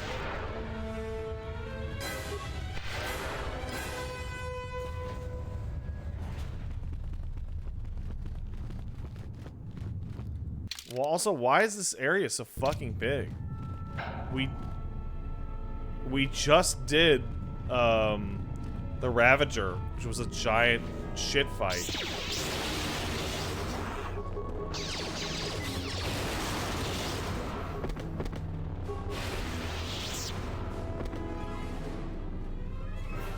She wants me to be weaker for it? I'm literally gaining strength.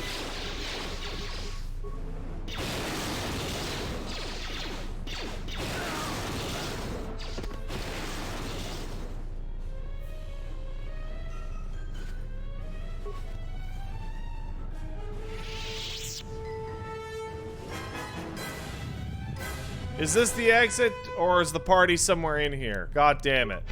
I'm gonna go double back. See if I can't find the party. Hopefully they're in here? God. Ugh. What's Krea's plan? Same thing as every Sith plan, which is like, what if I made the best Sith ever?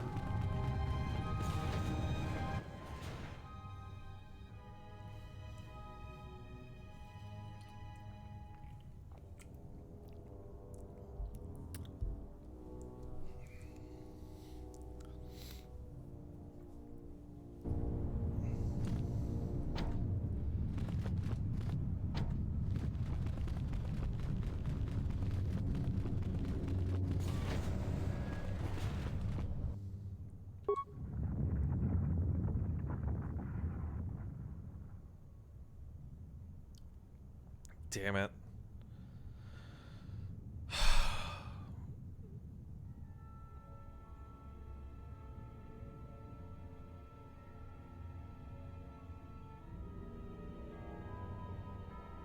I wanted to do it with my hands. Oh well. Mandalore. Visas, I'm sorry. But Mika had to go.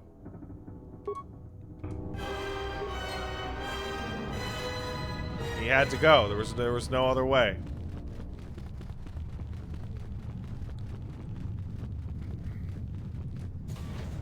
It's the only way. Is there literally any benefit? I don't know. I imagine Kreia will be like, holy shit, dude, why did you do that?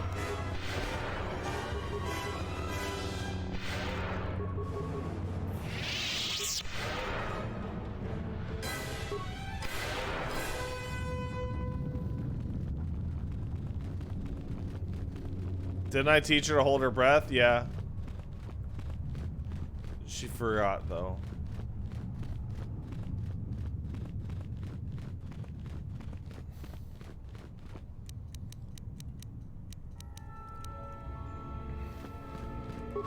Couldn't he use a sealed helmet?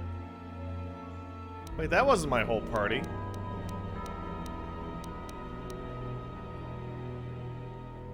There's still one left.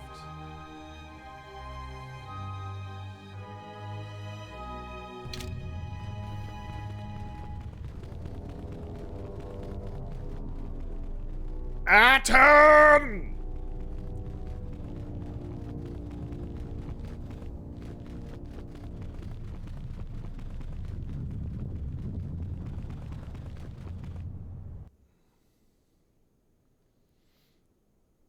Oh, and Hanhar too.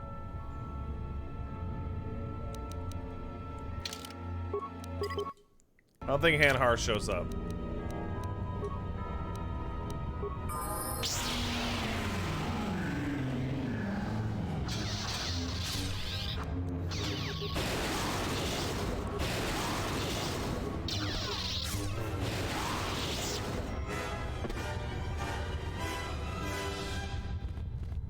How are they running an academy on this planet that is like violently, constantly falling apart?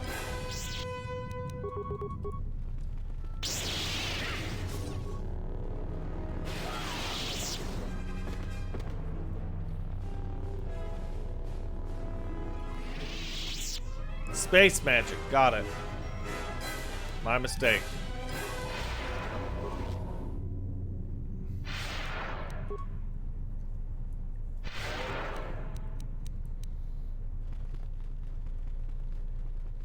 Alright. Definitely gonna explore this place before going through that door. That seems like an important door. Bitches.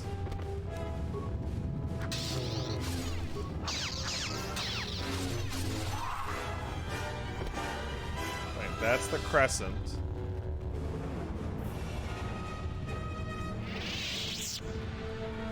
That's... You should not have Shit! come to Malachor. She will break you, your mind, your body. You will be lost. Return to the surface.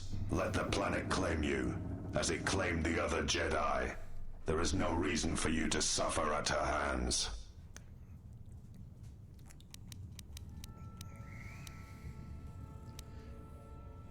You are right to fear me. I fear no one.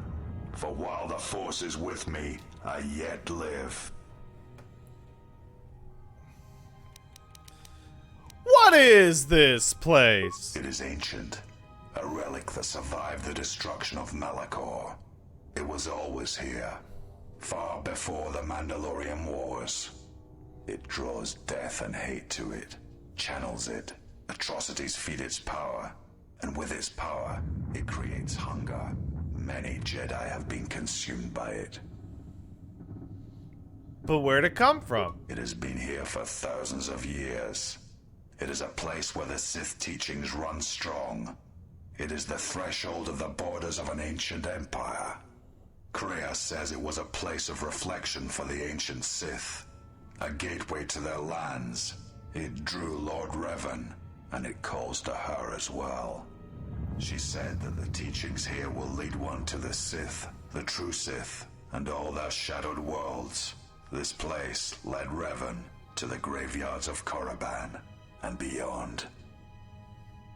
What happened to Revan exactly? It does not matter. The Lord Revan had the galaxy at her feet.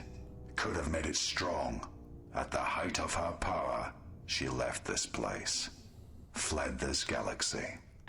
Like you, Revan touched power and turned away. The chance to heal this fractured galaxy. And she turned away. I was there when the Academy on Korriban fell, and the Sith turned on one another like beasts. Our chance at an empire, destroyed by Revan. Where is she, Scion? She awaits on the Traeus core in the heart of this planet, but you will never reach her. Why are you telling me this? You and her are alike, yet different in all the ways that matter. And I hate you as I hate her. I hate you because you crawl within my head as she does. But your presence holds no thoughts, no teachings. You are just there, unspoken. I hate you because you are beautiful to me. And in that weakness lies death. Perhaps in that weakness is the death of my master as well.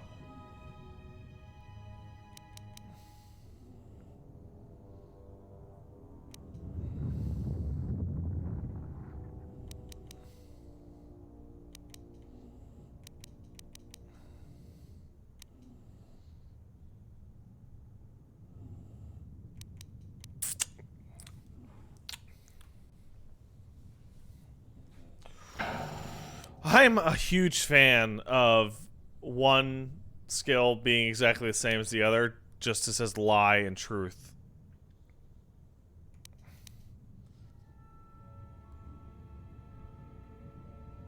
Let's just lie to him for fun. No, Scion, we're pals. We can be buddies. Then turn from this place. Do not go to her. Preserve yourself. Oh, he's weak now. You are strong. I cannot see as she does, but I know that in time you shall surpass her power. But not here. Not in this place.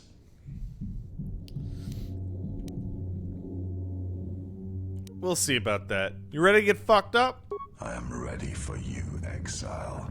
I have waited years to see the last of the Jedi fall before me, to join the rest that lie buried within this planet's core. The end of the Jedi is at hand.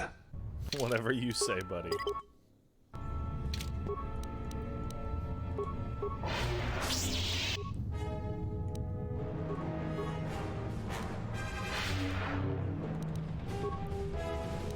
Whatever you fucking say.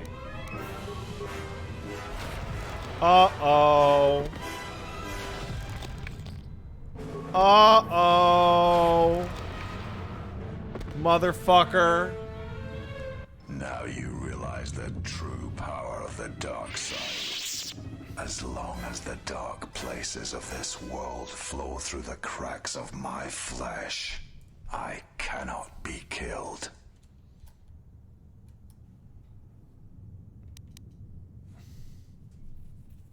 Tell you that 100 times and I'll fucking fuck you up 100 times in a row.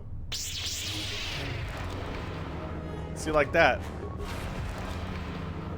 And like that. Yeah, here we go. Oopsie. You are strong as I had believed. He knows you cannot defeat me. Surrender now. Return to the surface of Malachor. Do not force me to destroy you. I am literally crunching you into bits and you can't move.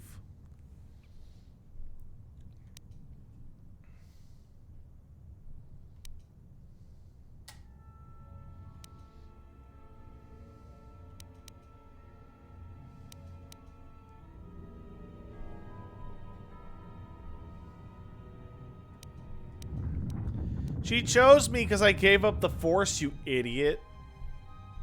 There is no life without the Force. The Force is a blade. Without it, one is defenseless.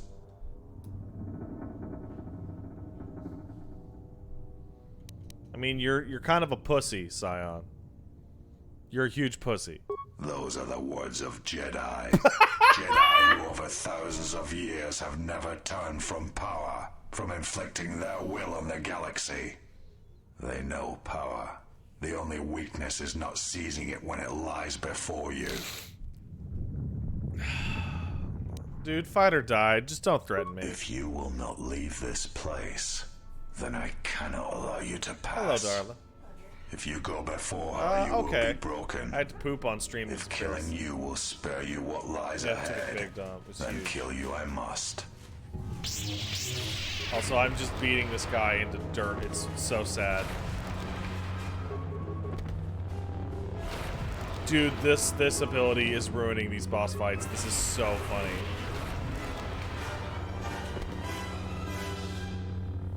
If I die here, then you will have sealed your fate.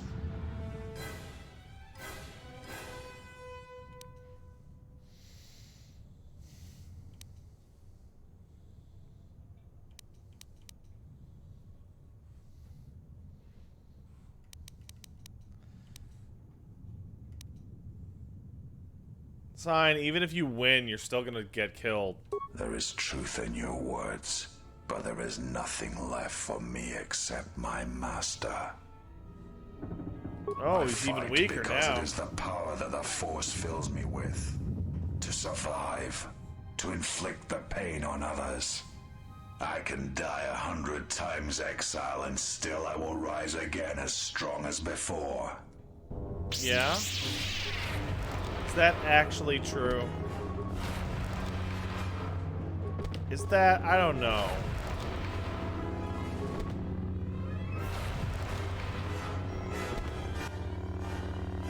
I will not fall. I cannot die.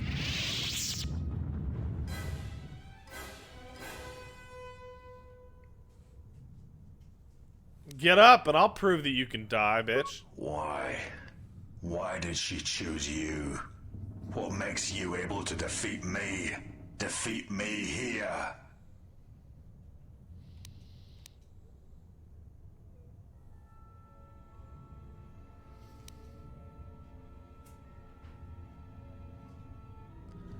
Giving up the Force, you can learn all sorts of cool shit.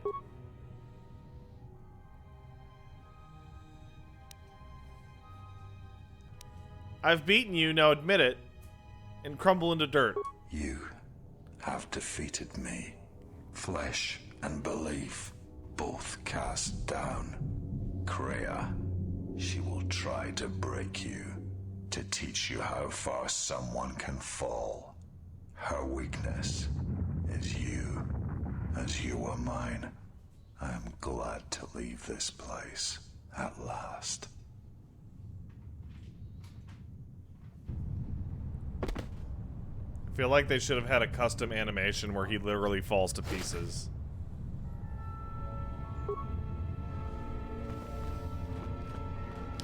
Alright.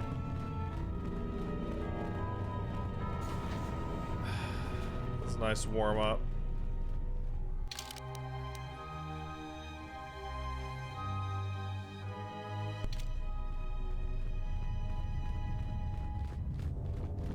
Should I go out these side doors? Wait, proving grounds.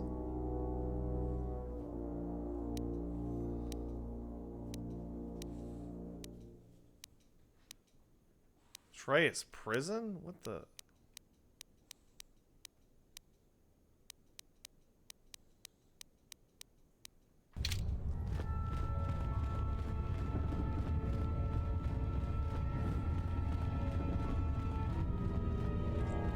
The core is the finish of the game? Got it. So where does this kick me? Is this where I just came from? Yeah.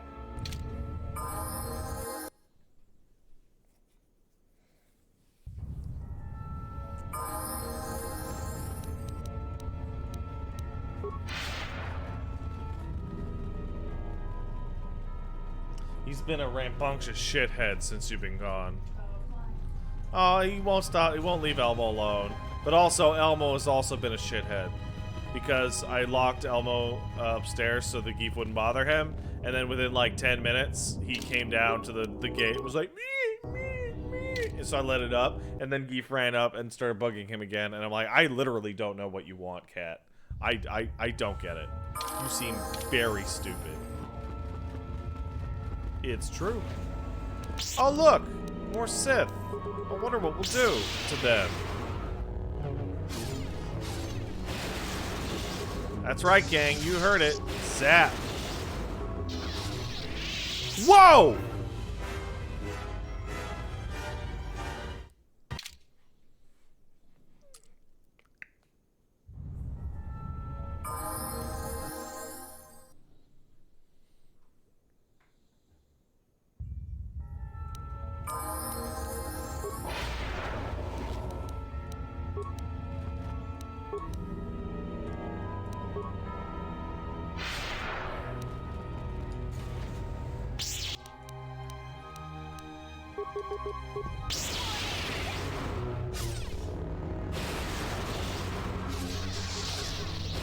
Oh, why are you guys tougher?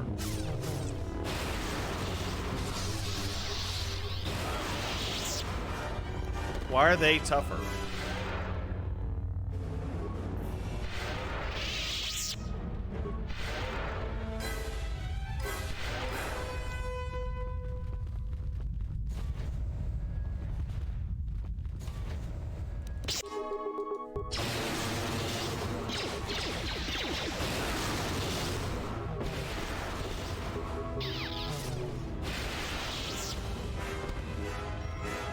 I've been weakened. Oh, whatever.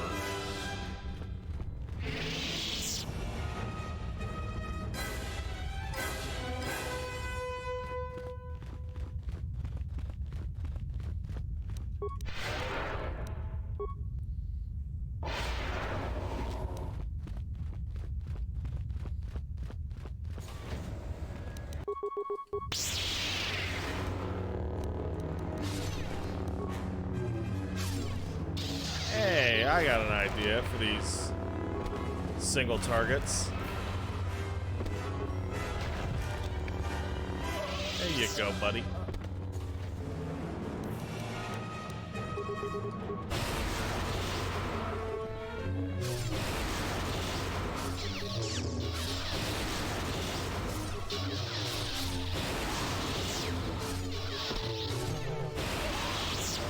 Wow, this is getting real dicey.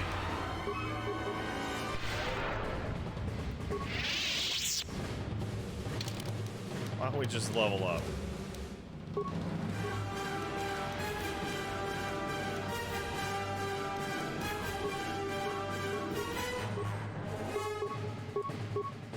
Wow, it really wants me to stun droid, dude.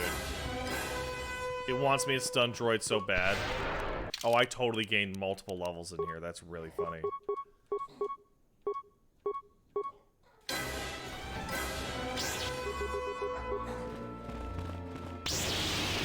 Oh my god.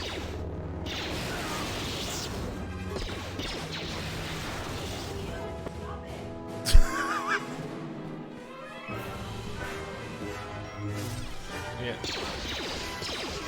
So that it's his food. Num num num. He loves it. It's my food now.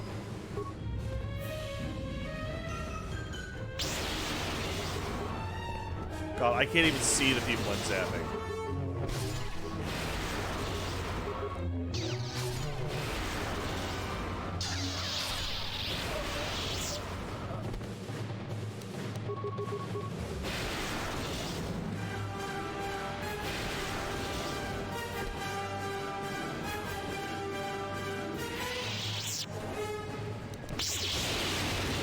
Oh, shit. Oh, okay.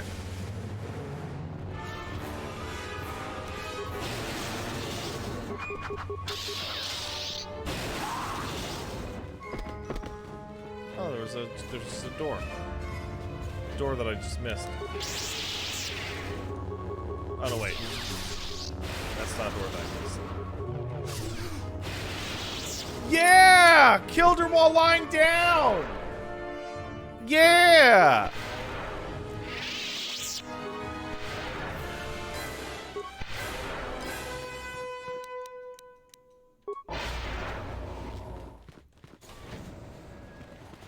Oh, that's... I spent all that time to get out of that thing? Jesus.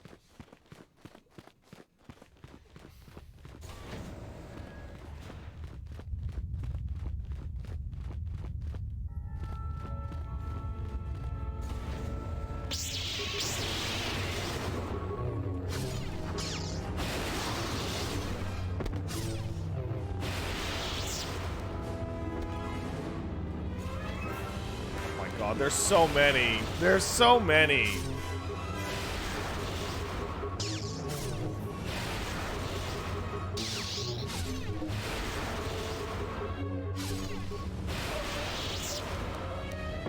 Come on.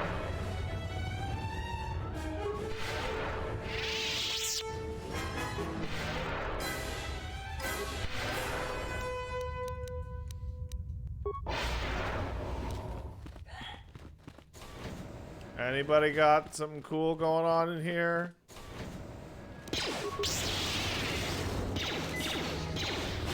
Where did Kreia find all these Force users? Well, that's simple. The Force.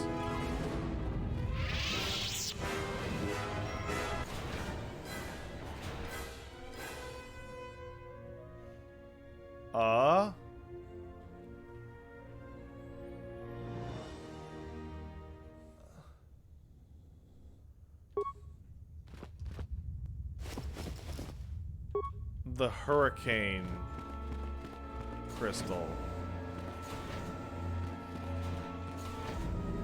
Where do I even...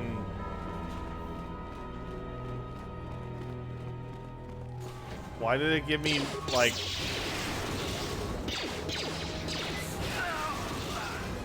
Alright.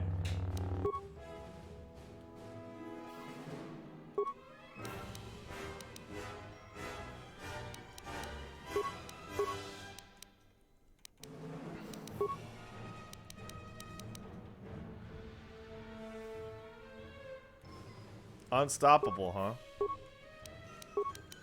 That's pretty good. Oops, I didn't actually equip it.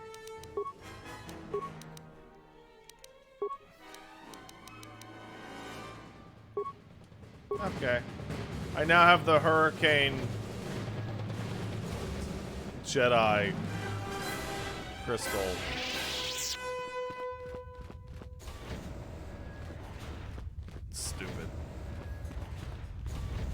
Atten, where are you? Atten.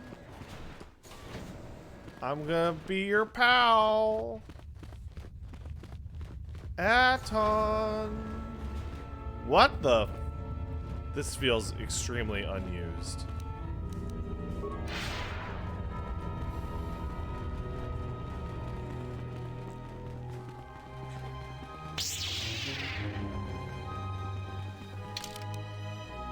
What a mess. Literally, the only living things left on this planet are you, Kreia, and Aten. Well, we'll fix that in a second, don't you worry.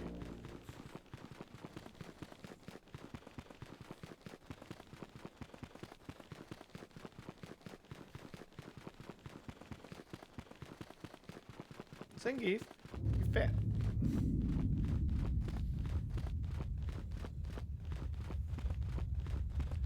Yeah, I'm making a new Jedi Darth. I'm Darth Spite. That's right. You will weaken yourself by saving your teammates. What if I weaken myself by fighting my way to them and then gassing them in their rooms, Kreia? Didn't see that coming. Idiot. You fucking maroon.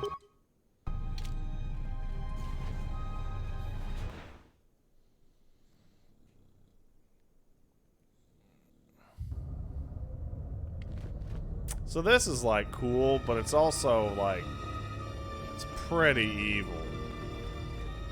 Though it's a lot better than fighting Malik in like a fucking control room. At last you have arrived. Is Malachor as you remember?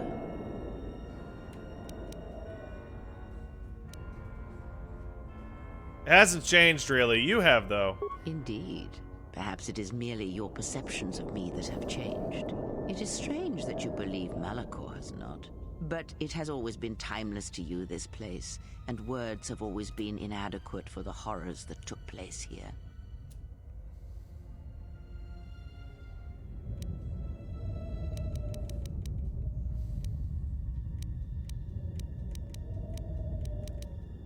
You were manipulating me all along. Yes, always. From the moment you awoke, I have used you.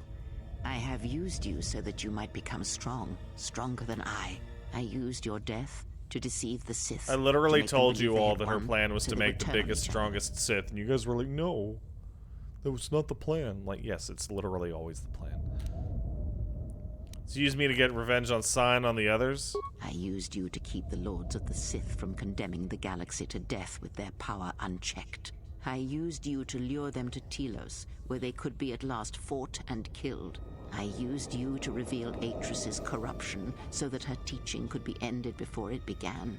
I used you to gather the Jedi so they could be destroyed, and I used you to make those who wounded me reveal themselves so they could be killed by the Republic. Why? I never destroyed Atris. She had destroyed herself. I merely stripped away the illusion and brought her truth. Her teachings could not be allowed to continue. And like Malachor, she was part of your past, unresolved. He missed you. She needed to be something you could confront and defeat one last time. It was part of your training. Part of what was needed to make you complete. And there must always be a Darth Treya. The galaxy needs its betrayers, especially in the times to come. She loved you, you know, as one loves a champion. You were all that she could not be. That concept makes no sense. There always has to be somebody to betray someone. What? Why? Why? Come here, buddy. What have you got? No. Go get it. Oh, no. There you go.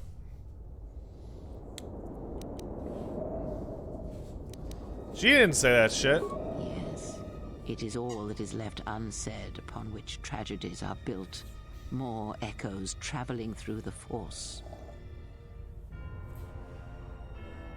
Why have you done this? It is said that the Force has a will. It has a destiny for us all. I wield it, but it uses us all, and that is abhorrent to me, because I hate the Force. hate that it seems to have a will, that it would control us to achieve some measure of balance when countless lives are lost.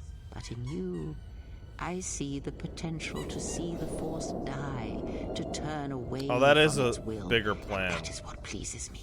You are beautiful to me, Exile. A dead spot in the Force, an emptiness in which its will might be denied. Well, why do you use the Force if you hate it? If you think you should improve society, yet you participate in society, Kreia. What's up with that? I use it as I would use a poison, and in the hopes of understanding it, I will learn the way to kill it. But perhaps these are the excuses of an old woman who has grown to rely on a thing she despises. Why me? Perhaps you were expecting some surprise, for me to reveal a secret that had eluded you, something that would change your perspective of events, shatter you to your core. There is no great revelation, no great secret. There is only you. But I mean, you could have picked somebody else. No, there were not. In times past and in times future, there are Jedi who will stop listening to the Force, those that will try to forget it, but maintain unconscious ties. And those, as in the past, just as I, who have had the Force stripped from them. But no Jedi ever made the choice you did, to sever ties so completely, so utterly, that it leaves a wound in the Force. It was a mistake to try to make you feel it again, I see that now. There is no truth in the Force. But there is truth in you, Exile. And that is why I chose you.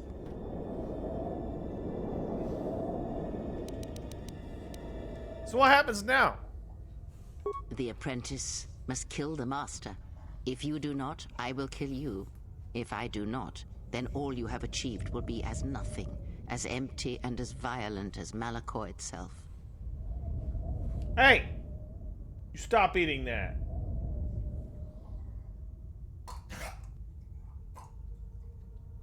Gross. I'm gonna stab you. Alright, it's the final boss. Let's get ready for a dramatic showdown. Or is everyone ready for the final boss? It's dramatic.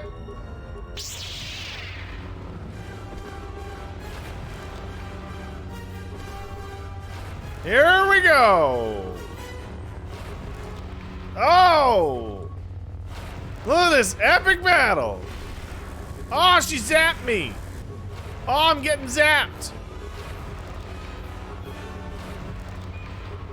I don't know how I'm doing this, but I was able to queue it up and they just have it go like over and over.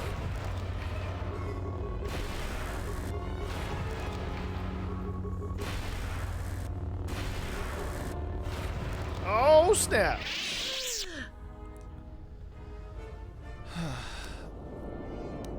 You ready to die, old lady? I died long ago, and now the circle is complete. Strike me down, and at last end this.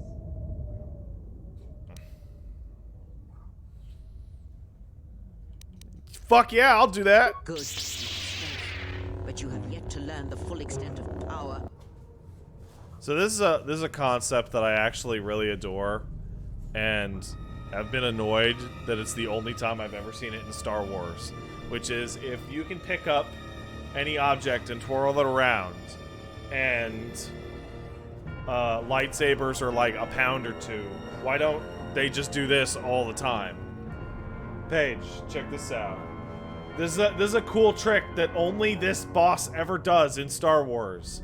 Why not just telekinetically control like a bunch of lightsabers? Oh my god. And just fly them around all over the place. Yeah, why not? Like, they all can do it. They just don't do it. What, because it's not honorable? Oh, right, I forgot. I'm going to die.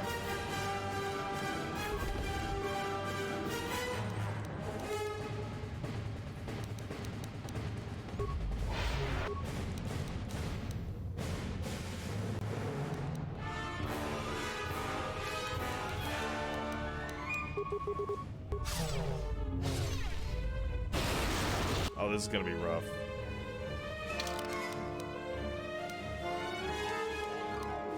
This might actually be rough.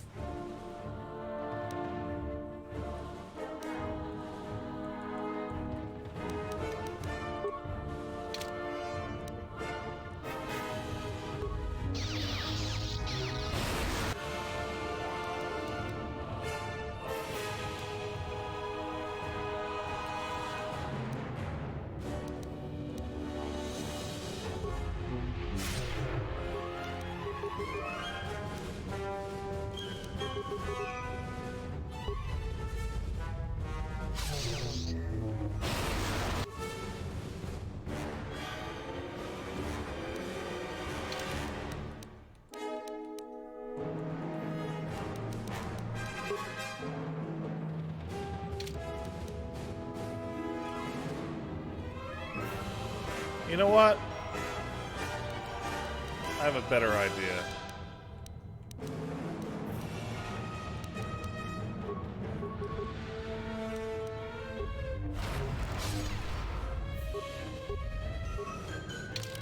Let's just ignore them and attack her.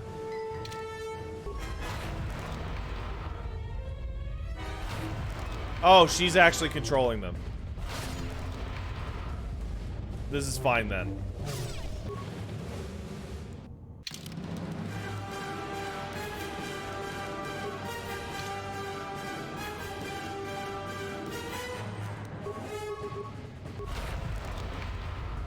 Yeah, see, this is fine. Just get a couple pot shots in there and just gonna choke her like this. Son, at last it is done. You are greater than any I have ever trained. By killing me here, you have rewarded me more than you can possibly know.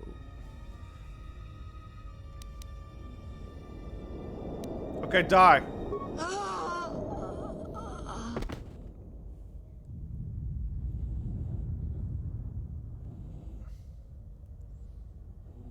Let's see if Malachor will accept your body, you old bitch.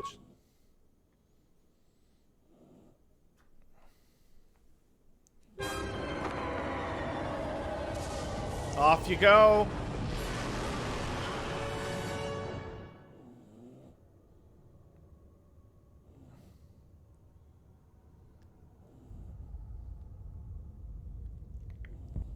Need any company? I mean, I'm not doing anything. Besides, if I'm not around to bail you out of trouble, who knows what could happen. Alright then. Where are we going again? I mean, because last time we were heading towards this mining colony on the edge of space, and there was this Sith Lord, and...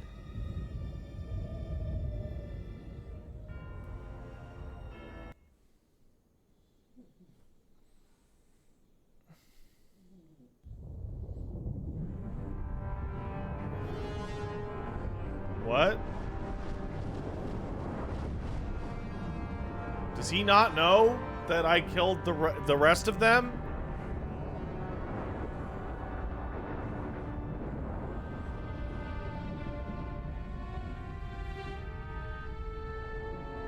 He doesn't care? Why can't I stab him right now? What's that? Oh, shit. Oh my god. My eyes are so bad. I thought that said shit lords. I don't get it. I don't get what happened. Nothing happened.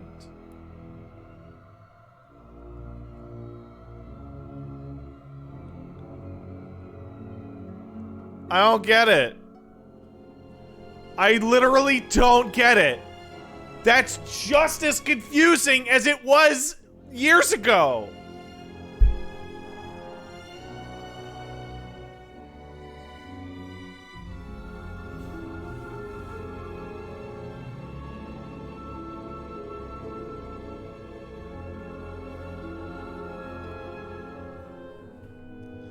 You skipped the dialogue? I did not skip the dialogue.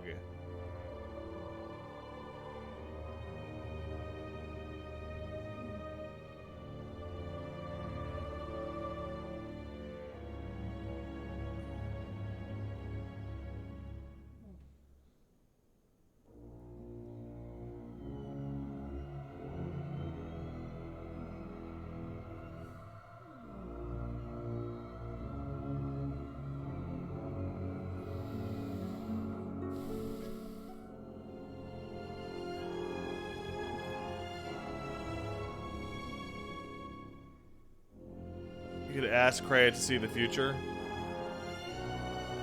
Alright, well, we have time. So let's just beat her up again. And we'll see.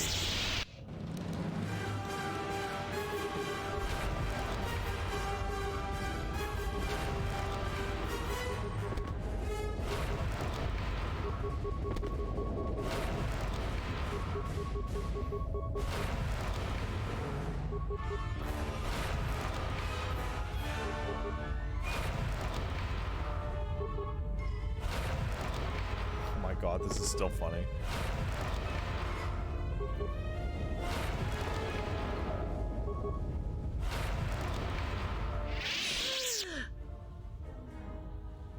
Defeated you, old woman.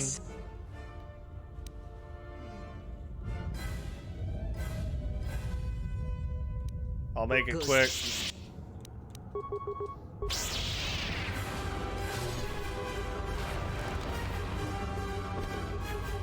Oh, wow, she really can't do anything, huh? Oh, oh, oh, ow, ow, ow.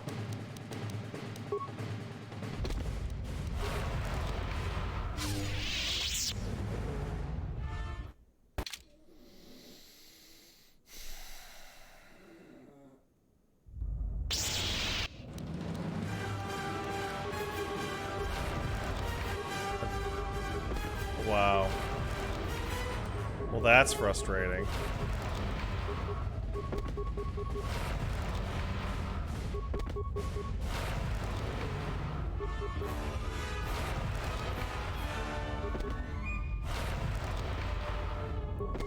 I wonder why she attacks you with purple lightsabers. Like, instead of red.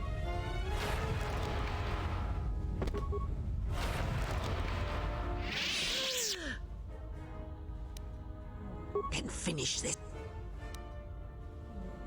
Good. Alright, I'll save there.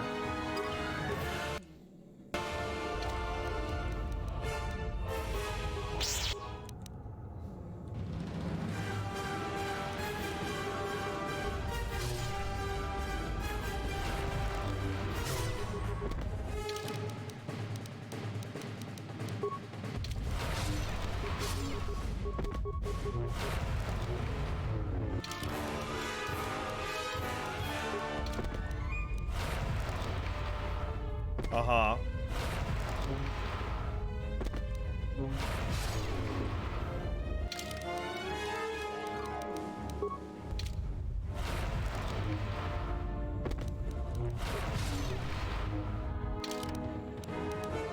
gonna save again, like, right before she dies. So probably 2 more. There we go.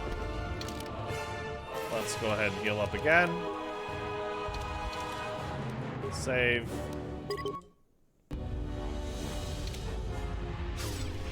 There we go. You are. You left me no choice. No, no. Many choices were there, but you made the right ones. What? That's not a response to what she said. That makes no sense. The future? Many things do I see as I gaze here from the heart of Malachor. This place channels such energies. If it matters to you at this last moment, I shall look into the future and tell you of what I see. It is my last gift to you, from one exile to another. What will happen to my friends? I killed almost all of them. You travel with them for so long, yet you do not know them still. Feel them through the Force, feel what they feel, hear their thoughts and know them as I fought to know you. They were the lost Jedi, you know, the true Jedi upon which the future will be built. They simply needed a leader and a teacher. I like how she just skipped all that because they could be dead or not. What about Atten? Aten shall keep his murderer's heart. Many deaths shall he cause in the dark corners of the galaxy. Always hunting. Yeah, they're gonna be the true Jedi, the fucking corpses I left in the other rooms. Galaxy where there are few Jedi, and it will eventually consume him. But I shall say no more. Wait, does he love me? What? There is no love left in a heart such as that one. But he would die for you, yes. I do not believe one would die lightly for one did not care about. What about you? I would have killed the galaxy to preserve you. I would have let the galaxy die. You are more rare than you know. And what you have taught yourself must not be allowed to die. You are not Sith, not truly. And it is for that I love you. What happened to Bao-Dur and the droids? Their paths are unknown to me. Even the small one who waits for you outside this place. I sense it has one last journey for you. You must go where Revan did, into the unknown regions, where the Sith, the true Sith, wait in the dark. Oh, for the sequel, it won't happen. War that comes. What about Revan? It is because she remembered what lay buried here, this place, its teachings. It paved the way to Korriban, you know, the remnants here. And because Malachor, like Korriban, is on the fringes of the ancient Sith Empire, where the Sith wait for us in the dark. But we fought the Sith. Have we? You thought that the corrupted remnants of the Republic, the machines spawned by technology that Revan led into battle, were the Sith? You are wrong. The Sith is a belief, and its empire, the true Sith Empire, rules elsewhere. And Revan knew the true war is not against the Republic. It waits for us beyond the Outer Rim, and she has gone to fight it in her own way. And she left the Ebon Hawk and all its machines behind, for she knew she would not need them. And like you, she knew she must leave all loves behind as well, no matter how deeply one cares for them. Why? Because such attachments would only bring doom to them both in the dark places where she now walks. It would have helped had she made him understand. But a hero of the Republic, no matter how brave, cannot understand war as Revan did. Wait, made who understand?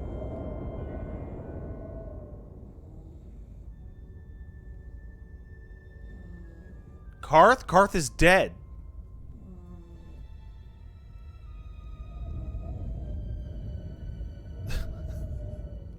Why didn't you follow her? Because I did not know where she had gone. If she had asked, would I have gone? Not in canon? In my game, yeah, he's dead. Sith and Jedi, any who can be sent after her into the depths of space for any who know the way. Perhaps you shall go there with her and do battle at the end of all things. Instead, I remained here and now show others the way. What of the Republic? The Republic will fall as it always has. A fall that will take millennia. Telos shall recover, and Zerka shall make it a place for machines and sciences. It will run smooth and cold, like a machine. But it shall not forget the time that Saul Karath orbited it and brought fire to it. It shall learn to defend itself against war, and it shall never again be caught defenseless. What about Dantooine? Dantooine shall lie in ruins as was intended when Malak's fleet brought death to the planet. Its surface will become home to nomads and primitives who will walk upon the ruins of the Jedi Enclave and not know upon the histories they tread. What about Nar Shaddaa? Nar Shaddaa shall persist as it always has, but there will be a heart to the world where there was nothing before, where once the lost and disposed were trapped there. Now they will struggle and grow. From despair shall come hope. Why? I fucked that place all up.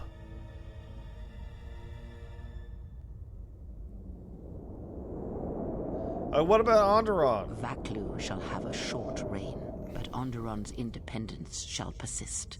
As he fought the Mandalorians, his triumph over the Republic shall serve to preserve Onderon against the rest of the galaxy, and Onderon shall maintain its customs, its law, its history, its identity. And most of all, its victory shall give Onderon strength, so that the horrors of the Sith War and the Mandalorian Wars will not soon come to its surface again. Tell me about Korriban. Korriban shall be as it always was.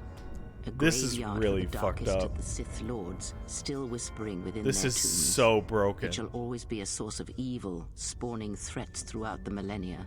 It, like Malachor, brushes the edges of the empire that waits in the Like, dark. this makes less And sense like than what I got Malachor, the before. Sith have forgotten it. For a time, they will remember. Revan knew this. Wait, what will happen to my friends and of my allies? You travel with them. Feel them through the Force. They were the lost. Literally the same dialogue. What about Atton shall- Atton? Okay, die now. I will throw you into the thing. Okay, bye.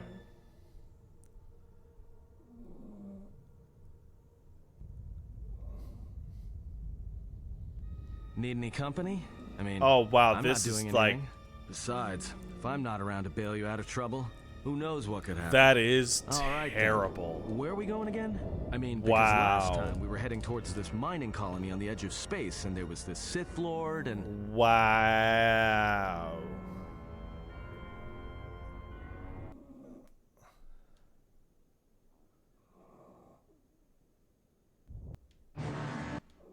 That is just awful.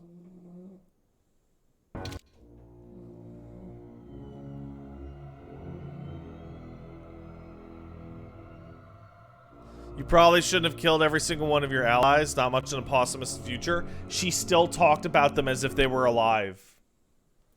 Oh, man. Oh, that's wild. That is... Oh. Jesus. Well, that will act as a fun little companion piece to the Wooly Versus version. Christ, they should have taken the dark side shit out.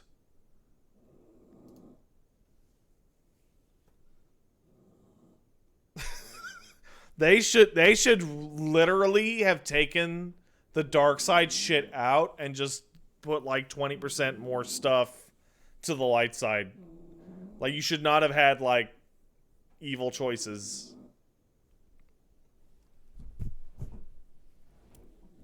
Darkseid and KotOR 1 was way more fun.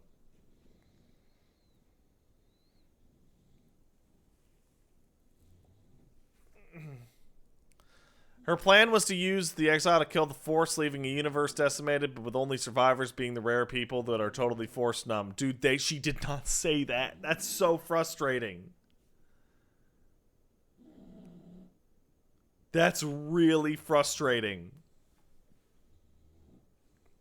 She talks about how lit it is that you're dead to the Force, but then she's just like, oh man, that's bad. That's terrible. It's only 6 o'clock.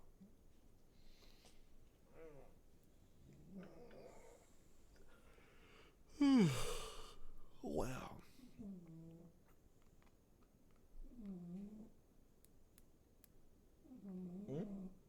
Oh, I thought you were snapping your fingers at me. Oh no, I was just clacking my nails. Oh.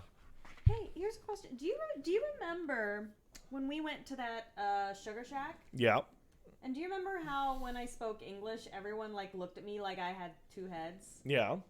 And how, remember that the waitress at the front, like, she ran from me and hid? Yep. Because I asked her a question in English? Yes, I do remember that. Okay. I was starting to feel crazy. Once you drive more than half an hour out of the Oh my city, God. it becomes like essentially its own country. Well, even here, like, I've noticed how, like, I know someone will speak English, and then when I speak English, they'll pretend they don't. When I just heard them having spoke English to someone else. And I'm like, I know you, please, I know you speak English, please. And but it doesn't matter. Yeah. Yeah, that happens. See, that won't happen to you because you can understand both. It happens to me all of the time. It sucks. I just want. Did that happen today? No, not today. That didn't happen today. That chick walked up to me and just grabbed. She grabbed this girl. Oh my goodness! I was so confused. I had to run these stupid errands, and I was just like, oh, How'd the errands go, by the way? Oh, fine. Great. The thing is upstairs. Cool. So I'm like, oh, a book. I would like to glance at this book, and I glanced at the book, and it was just a cookbook. Like, it doesn't matter, you know. Like, it wasn't an important book, and I was just standing there, and this girl like walked up to me, and like she was getting closer, and I was like, that's strange. And then she took the book out of my hand like I was a shelf. Like I was a shelf, and she just took the book. And I thought at first, like, I was surprised, and then I thought, oh, is she gonna hit on me? Okay. Right? Like, I thought, like, oh, what do you mean, why did I let her? Have you ever just been so surprised someone just, like, takes things? If I was at a store and somebody took something out of my hand, I would be like... Like, she took it, and then she just, like, looked at it, and I thought she was gonna look at it and be like, oh, I see you like this, and, like, flirt with me. Yeah. And I thought, oh, because she was cute. Mm-hmm. She just looked at it, didn't even look at me, walked away to the register and bought it and left. And I just stood there going, what? I couldn't believe it. It genuinely feels like you're emitting some kind of, like, asshole field around like, you I at all think I have times. invisibility rays around me. Like, she didn't know I was I mean, maybe she thought... like I worked there, That's still rude. even so, wouldn't you walk up to the clerk and be like, "Oh, excuse me, would you mind if I took that book? That I've been looking for that." And of course, they would probably, if she had been like, "Oh, hey, I really need that book. May I have it instead?" I would have been like, "Oh yeah, totally." This is a really bizarre story. I don't think I radiate weak energy. No, that's definitely not the case. That's not the case. That's so I don't. not the case at all. And but I felt crazy. And Was then that a knife? Yeah, it's a knife. It's a box cutter. So when he loves box cutters, put it away. When I tweeted about this, people on Twitter were like, "Why didn't you beat her ass?" I'm like, "What the fuck?" I'm not like I mean, we're not starting fights for real out here, guys. Here's the thing. Like, I'm like rah rah rah rah rah, right? But like, I'm probably overly polite person in public, and I think you are too, Pat. Like, we try really hard to just kind of keep our head down and just move through our lives. Yeah. So when it happened, I just thought, Mike, what? I just watched it. It's like it happened to someone else. It just unfolded in front of my life. You know, like just like, oh, and it's gone. And I actually really wanted that book. Like it was a book. It was a cookbook about anti-inflammatory meals. I will. And I was like, oh, okay, well, I guess she needs that more than I do. A non-inflammatory meal book for you, if you like. Thanks. I mean, I have the name. Like, I remember the name of it. I could easily like order it if I really need to. But I was just confused. It's pretty funny considering that holding that book and trying to learn how to not be inflamed. No, there was inflamed you quite significantly. There was only one copy. I don't know if she knew that. Like, I don't know, but I was like, oh, okay. And then she just, like, also bought it, and I was like, weird. And then I turned around and looked for it again, and it was gone. Yeah, I'm just going to order it on Amazon. It's not that big of a deal. I was just really... Golly. It's just a whole thing. So anyway. But yeah, like, I just, like, I'm tired of Montreal. Like, I lived in New York City. You know, I've lived in Chicago. I've lived in all these weird places where things, you know, occur. And, like, I've never had any experience like I've had here in Chicago, just all the time. Mm-hmm. All of the time. There's some bullshit. And I can't really talk back or say anything because I'll go, hey, excuse me. And then they look at me like I'm nuts because it's English. And then they'll be like, je ne comprends pas or something. And I'm like, I know you speak English. I just heard you on the phone. Like, you know, that has happened. It's so weird. Sorry, babe. It is what it is. All right. You know what? That left me in kind of a... Oh, are you done? Yeah, I'm done. Did you not see that I just beat the... Oh, not right. I wasn't paying attention. All right. Thank you, doll. All right. Let's thank the people. I'm going to get out of here. What do you guys want to see this week? I'm going to be playing Adios. At least a little bit. And do you want to see more like Satisfactory? Let's say, do you want to see more Satisfactory or what? Or no?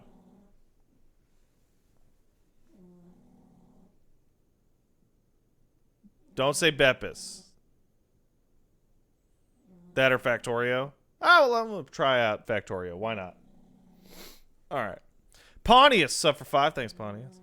Chaotic Waha, sub for 36. Dr. Bunny, sub for 4. Didn't expect you to give this much money, but I also didn't expect you to be this entertaining on a continually basis. So money go up. I thank you.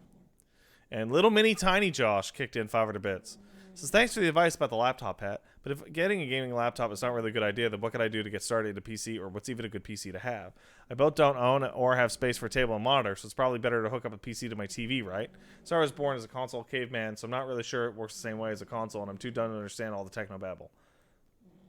That's a bit of a broad question for the scope of what I can tell you. Yeah, you can easily hook up almost any computer to a television with a HDMI cable.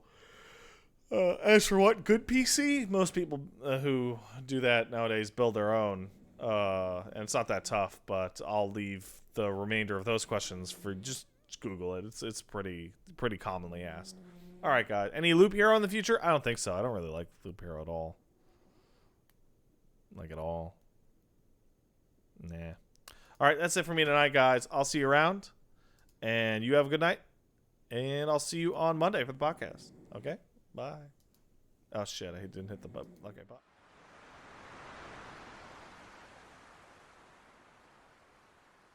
Shut the fuck up, Bill.